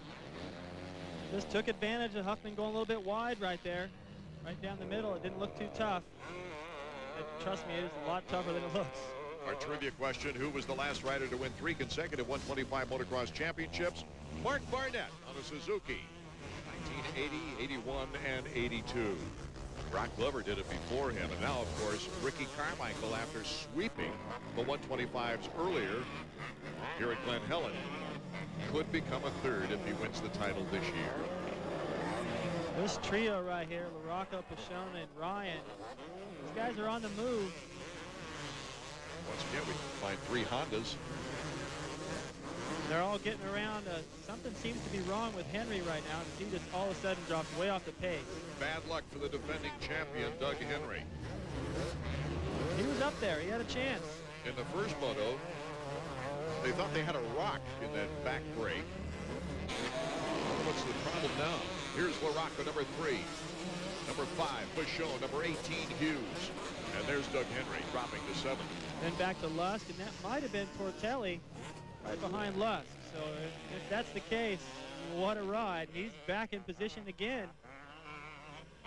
I don't know if he can go out and catch the leaders, but what a ride. It is him. There's Lusk and Tortelli. So many fast riders in front of him. He is surely proving what Davey Coombs suggested at the very beginning of the program. It just surprises me that he's able to carve through the kind of talent that's in the 250 class this year. I mean, you just look down the leaderboard and there's 12, 13 guys. So he makes the pass on Henry. Definitely something's wrong with Henry now, and he just has to ride the rest of the race. That's so frustrating when you know you have the pace to stay up front, finish in the top 3, and you've got to just ride it out. Henry, a winner here in the 125s back in 1993. That was the first event they held here at Glen Helen. 93. LaRocco winning on a Kawasaki in the 250s, and Henry on a Honda in the 125s. And then they came back to Glen Helen 96 through last year. Well, Henry's fast on the uphill. Shaking his head going up the uphill. No rear brake, maybe. Because every time they come into a corner, he can't be aggressive, but he was aggressive up that hill. Here's the battle for first now as Jeremy McGrath has picked up on Jimmy Button. Looking for the opportunity. Having to pick it up, probably knowing that Tortelli's on the move. Jeremy McGrath taking the lead, cuts in front of Button. He made that look easy, too. Button went in, he had the pressure on, forced Button to get into that corner hot. a little bit over the berm, and Jeremy just rode right around the inside. So you're right. Maybe he does know, and if he doesn't, he'll know soon that Tortelli's on the move once again, and that'd be for the overall. Jeremy McGrath, if he can hold on to first place here with the 2-1, would take the overall. And that would be his only race in the motocross scene for the rest of the year. Yeah, how would that be? Just go on vacation. Yeah, come get me. How can he do that? Why, just try one more, Hangtown. I don't think this guy has a half hour to himself. He's got so much demand because of the kind of person he's become in the sport of Supercross and the sport in general. I don't think that the responsibilities of everybody else is quite what it is to McGrath. So it's hard to relate to, but I think he'd just like to have some time off going, what else do I have to prove? Could this be a trend? He's got a Supercross-only contract virtually. Could we see in the future motocross contracts only? I hope not. I hope this is just a rare thing for a rare rider. Taking a look now at the current standings, McGrath, Button, Huffman, Larocco, and Pichon, our top 5. We'll be back with more Moto number 2, 250 action in a moment. The finest family entertainment can be found this month on Dish on Demand. This is Big Action News saying, do you know where your children are? They're watching the Rugrats movie on Dish on Demand. Join Tommy, Chucky, Phil, Lil, Angelica, and Baby Dill on an adventure for the whole family. Once you find him, your family will never forget him. He's Mighty Joe Young. You won't believe your eyes this month on Dish on Demand. It works with the blazers, it works with the big shirts, it works with the... When I present a product on the Home Shopping Network, my customers trust that the quality is exactly what I say it is. We test over 50,000 items a year. Every product in our program has passed rigorous quality testing. We test for washability, wearability, fit. Does it operate according to the instructions? Is it safe? Gemstones, gold, silver, it's all tested. We use it and abuse it. Our customers don't need to worry about the quality of Home Shopping Network products. That's our job. Year 2000 approaching, we're trying to make sure the software here at Sports Center is Y2K compliant. Y2K test in 3, 2, 1. Oops.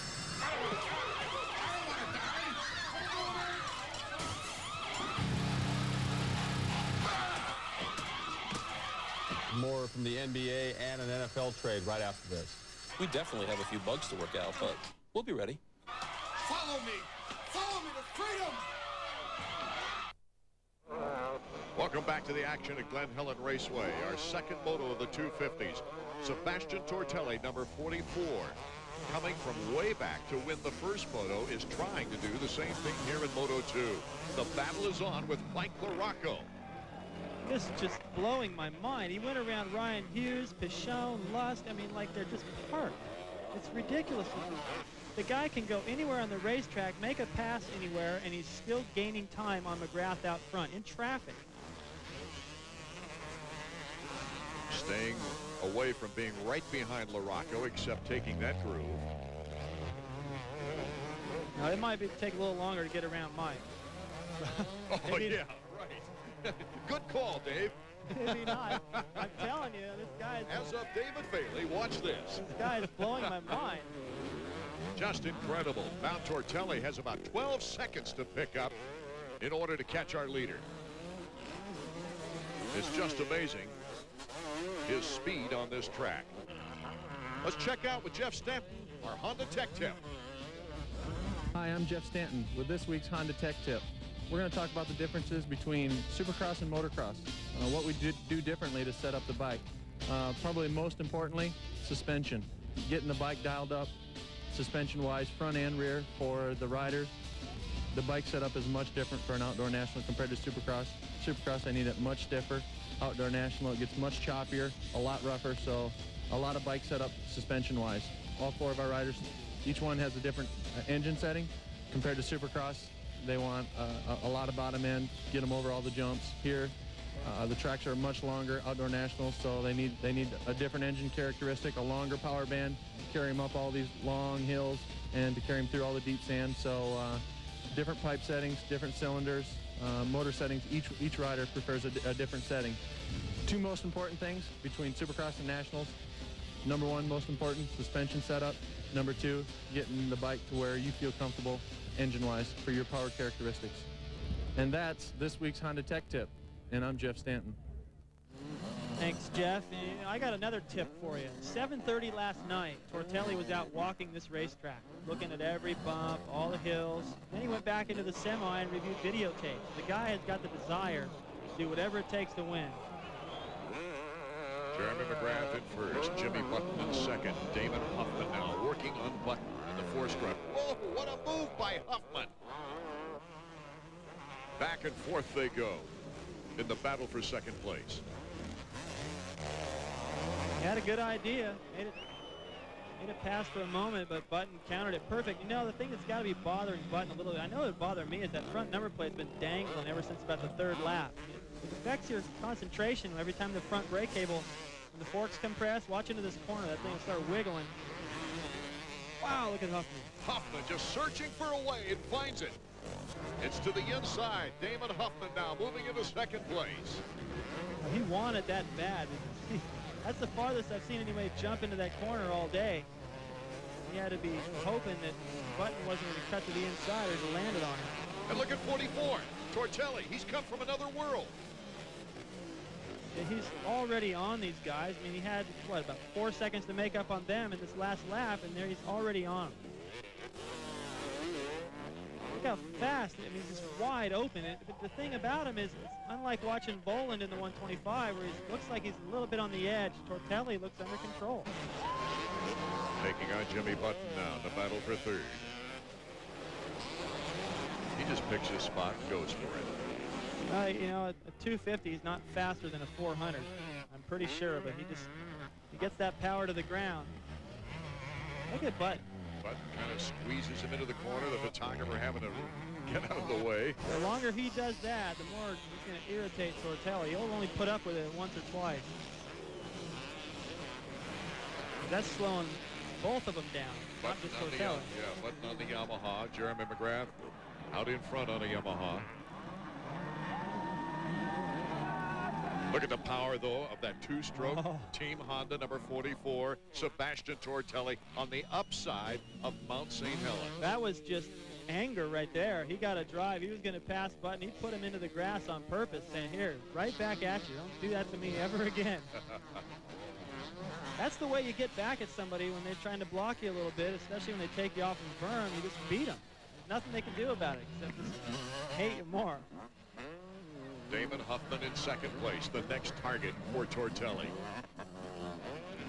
Almost deja vu of the first moto. The way Tortelli has come from double digits. The challenge with the leaders now. Now people are really starting to sense that they're not even really worried about whether Tortelli can get around Huffman. Oh, all he needed was a little bobble. I think he was going to get around him anyway, but now they're looking at the gap to McGrath, and that is closed. Not quite in our picture yet, as Sebastian Tortelli in second place just pours it on here at Glen Helen, the opening round of the 1999 national season. He has had to pass everybody today. There you see McGrath popping up over that double. I mean, Tortelli has come from, I don't know, as far back as 20th in that opening lap. McGrath was out front. It's just an amazing charge. I haven't seen anything like this since Bob Hanna did it. Bob Hanna used to ride like this, come from behind. He was the guy you'd love to hope for because he never let you down. Jeremy McGrath, number 15, now is in another battle for the lead. To hold off the fast Frenchman. Look at that. Tortelli.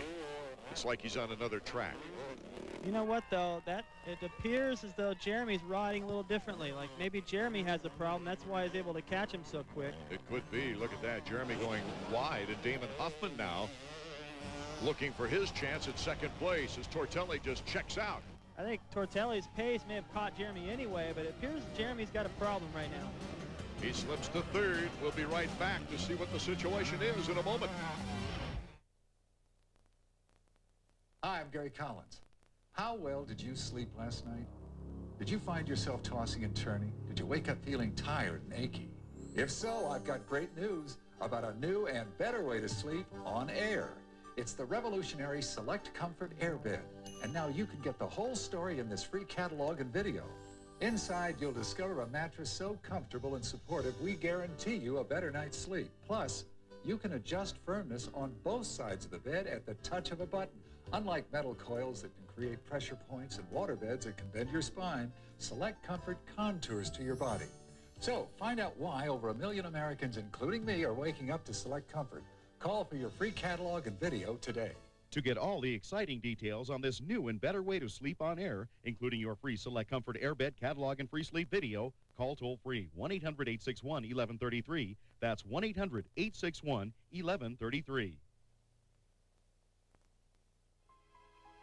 My apartment has a TV. I watch RPM tonight for my knowledge. The more I watch, the bigger it gets. Someday, I will share my knowledge with the world. That will be a fun day.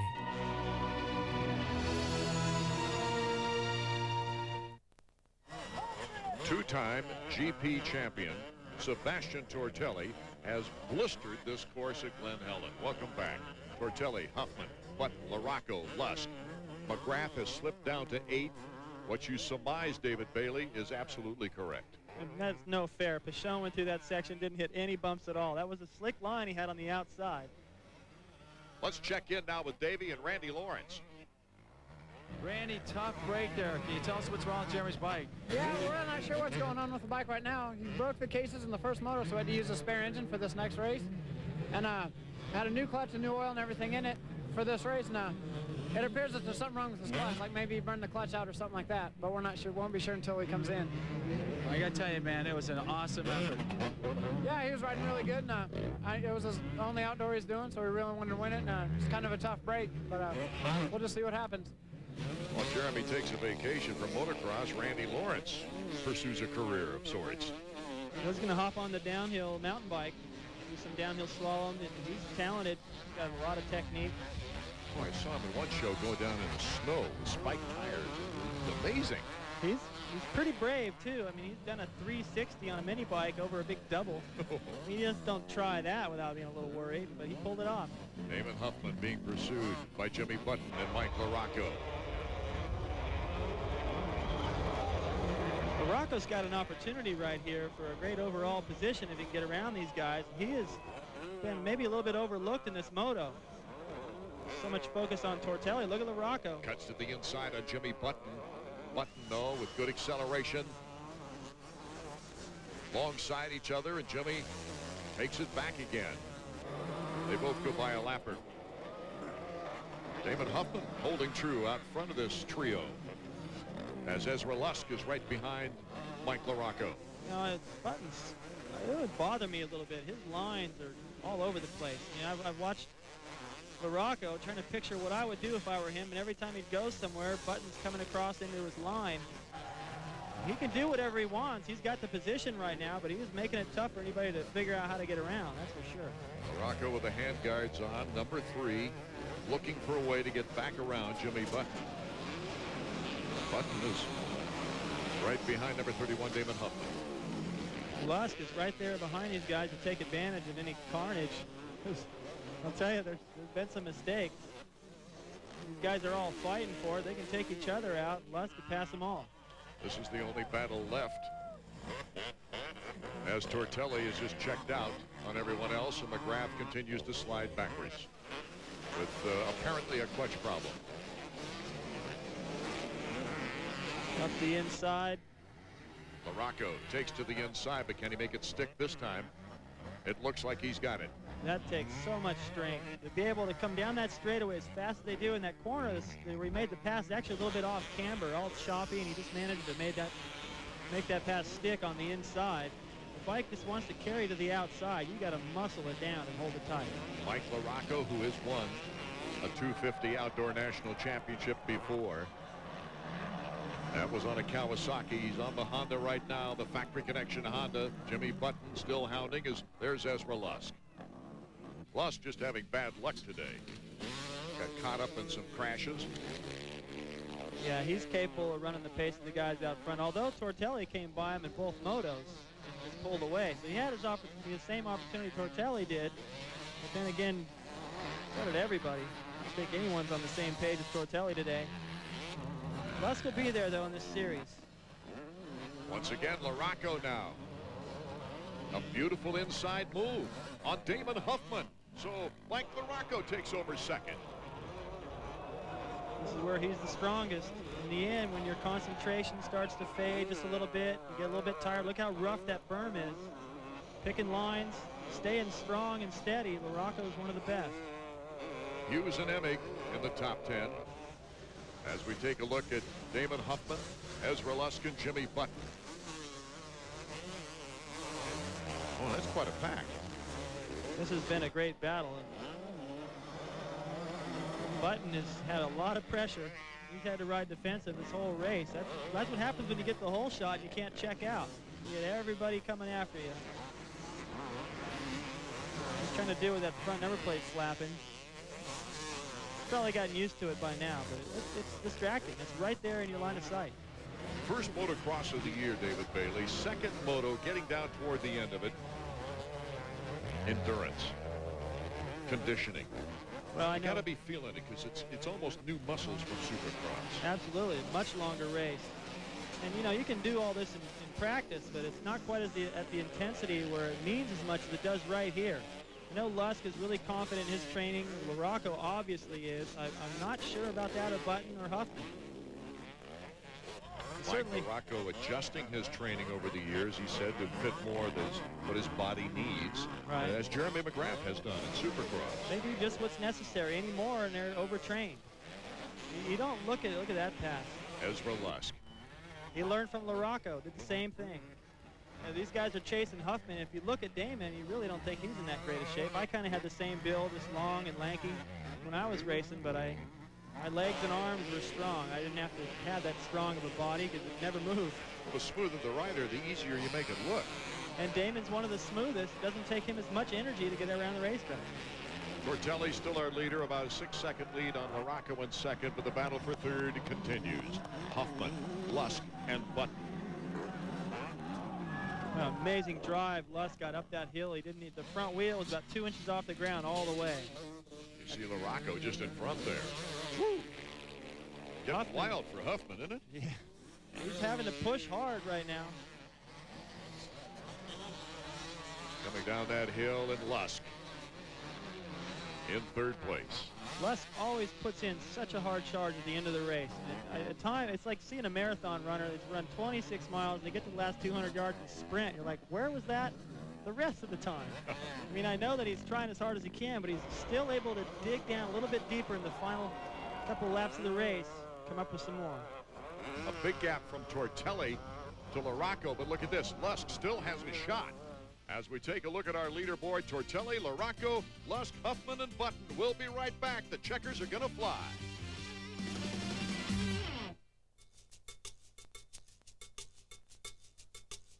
She's managing her time right down to the dime with Sprint. Because now it's just a dime a minute on calling card calls, on calls to your Sprint 800 number, and all calls from home. Call 1-8775-CONTACT and switch to Sprint. You can't control everything, but you can make the most of your time. Isn't that the point of Contact? Switch now for a dime every time. Call toll-free 1-8775-CONTACT.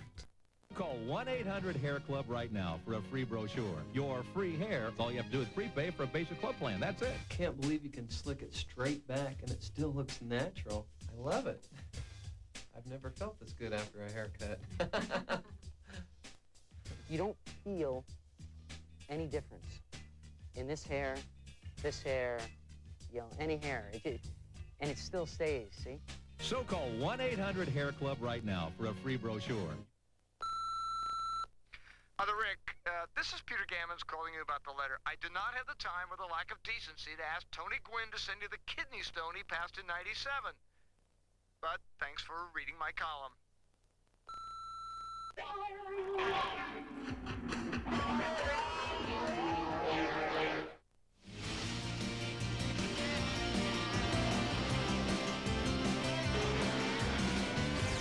AMA Motocross is brought to you by Honda Motorcycles and the 1999 Honda Race Team. Honda, ride red. Sebastian Tortelli on way. Get out the brooms. He's going to sweep it. The thing that's impressive to me about this, Art, is that he was behind everybody. It wasn't like there was a first-turn pileup and 3 other guys were involved and he never had to pass them. He was behind them, passed them all, both motos. He hasn't pulled away in this moto like I thought he would. Morocco and Lusk, those guys are in such a good battle. It stayed pretty close, but he's done what he needed to do. One of the things, you know, I get the calculator out and so forth, but Honda could take the top 5 overall spots here today. Well, with a little help from McGrath, it's a possibility. And, you know, I mean, you can look at the way the Supercross season started out. They took the top 4 at Anaheim. It didn't matter because Jeremy came back and waxed them all, but Jeremy's not riding this series, so it's looking a little bit better for Honda. That's got to be relief to many riders, the fact that Jeremy has announced he's only riding this race. Look at this. Larocco, Lusk, Alapper, Huffman, Button, and Ryan Hughes back in the picture. It's just an amazing pack of talent. Just, you know, you think that the start is so important when you got so many guys out there, but Tortelli got horrible starts both times it came through. I'm anxious to see if this kind of pace, you know, if this holds up in every round or if he just loves this racetrack. What do you think about Hangtown? It's a hard pack type of situation with some sand. Tortelli might be even better there. Well, that's a good question. I mean, it seems like the more difficult it gets, and fast and hard packed and nasty, the better he's going to like it. So obviously he can come through the pack, so starts aren't really that big of a deal. Well, you heard Stanton screaming there at the top of Mount St. Helens. That's his rider on the final lap. I'll tell you what, one thing to consider is that although he hasn't seen this racetrack either until recently, all these nationals he's never been. Everybody else is going to have an advantage. Didn't really work today, though. And you always hear about certain riders wanting to know the competition, too. Those riders that come from the GPs. Doesn't seem to matter to this guy. No, look at that line. I mean, he's got eyes everywhere on every good line, every good line to make a pass on somebody. I haven't seen a flaw, and the kid's desire is just amazing. And another thing I like about Tortelli, he's a very charming character who likes the United States. Plans on vacationing and traveling throughout the United States while he's here. The checkers for Sebastian Tortelli. It's becoming a habit already here in the first round. Tortelli taking a 1-1 for the overall victory. Right behind him, Larocco in second place, Lusk in third, then it's Huffman in fourth. Ryan Hughes coming up to 6th place. Jeremy McGrath, apparent clutch problems sending him down to 19th position. Taking the drama right out of it. Let's go down to Davey Coombs now on the victor's podium. Mike, I know you didn't want your national season to start in the dirt in the second turn that first moto, but way to recover in the second one. Yeah, the second moto definitely much better. First moto, I just kind of, the dirt was really soft, and I just plowed the front end in the second turn, and went down, and actually ended up going down again on the second lap. Maybe a little antsy, trying too hard to catch up, but straightened it out. You know, like a muster was a 9th, but second moto much better. Hopefully, the rest of the season can stay off the ground. Mike Larocco, a hard-fought second place overall as we take a look. Tortelli, of course, is perfect, with Michonne, Lusk, and Hughes rounding out the top 5. Let's go back to Davey now with our happy winner. Terrible start in the second moto, buried in traffic, all the top Americans in front of you. What were you thinking? You know, I was just thinking, you know, I have to give 100% of myself and try to find some good lines and try to get faster on the track and get there, you know. I have a hard time with this Cancri start, you know. For me, it's like brand new, and I don't know, you know, it's so good to start it, but I'm going to work and be better. How about the race overall? 2 race win. You swept both motos, your first American national. How do you feel about the series now? You know, I feel, you know, I hope I can stay there and just, you know, keep it this place and try to stay, you know, here all year. And even if all the track are way different, I'm going to try to make up my speed and be confident. And, you know, I learned a lot last year battling with Stefan Nevers for the World Championship title, and I know they're going to help me all year long. So Sebastian Tortelli heads to Hangtown outside of Sacramento with a 16-point lead on Mike Larocco. Big advantage today to get the sweep. Larocco just landing in second overall with a 9-2. You don't see that very often. Jeff Emig, who had higher hopes than a 7th place overall. Robbie Raynard, though, in his first 250 motocross action in the top 10. But it was this man's day, number 44 of Team Honda, Sebastian Tortelli with the 1-1. Art Ekman, David Bailey, Davey Coombs saying thank you for being with us. This has been a presentation of ESPN, the worldwide leader in sports. For more information, log on to ESPN.com, part of Go Network, go.com. Consecutive 125 national motocross titles. Sports history to win in his very first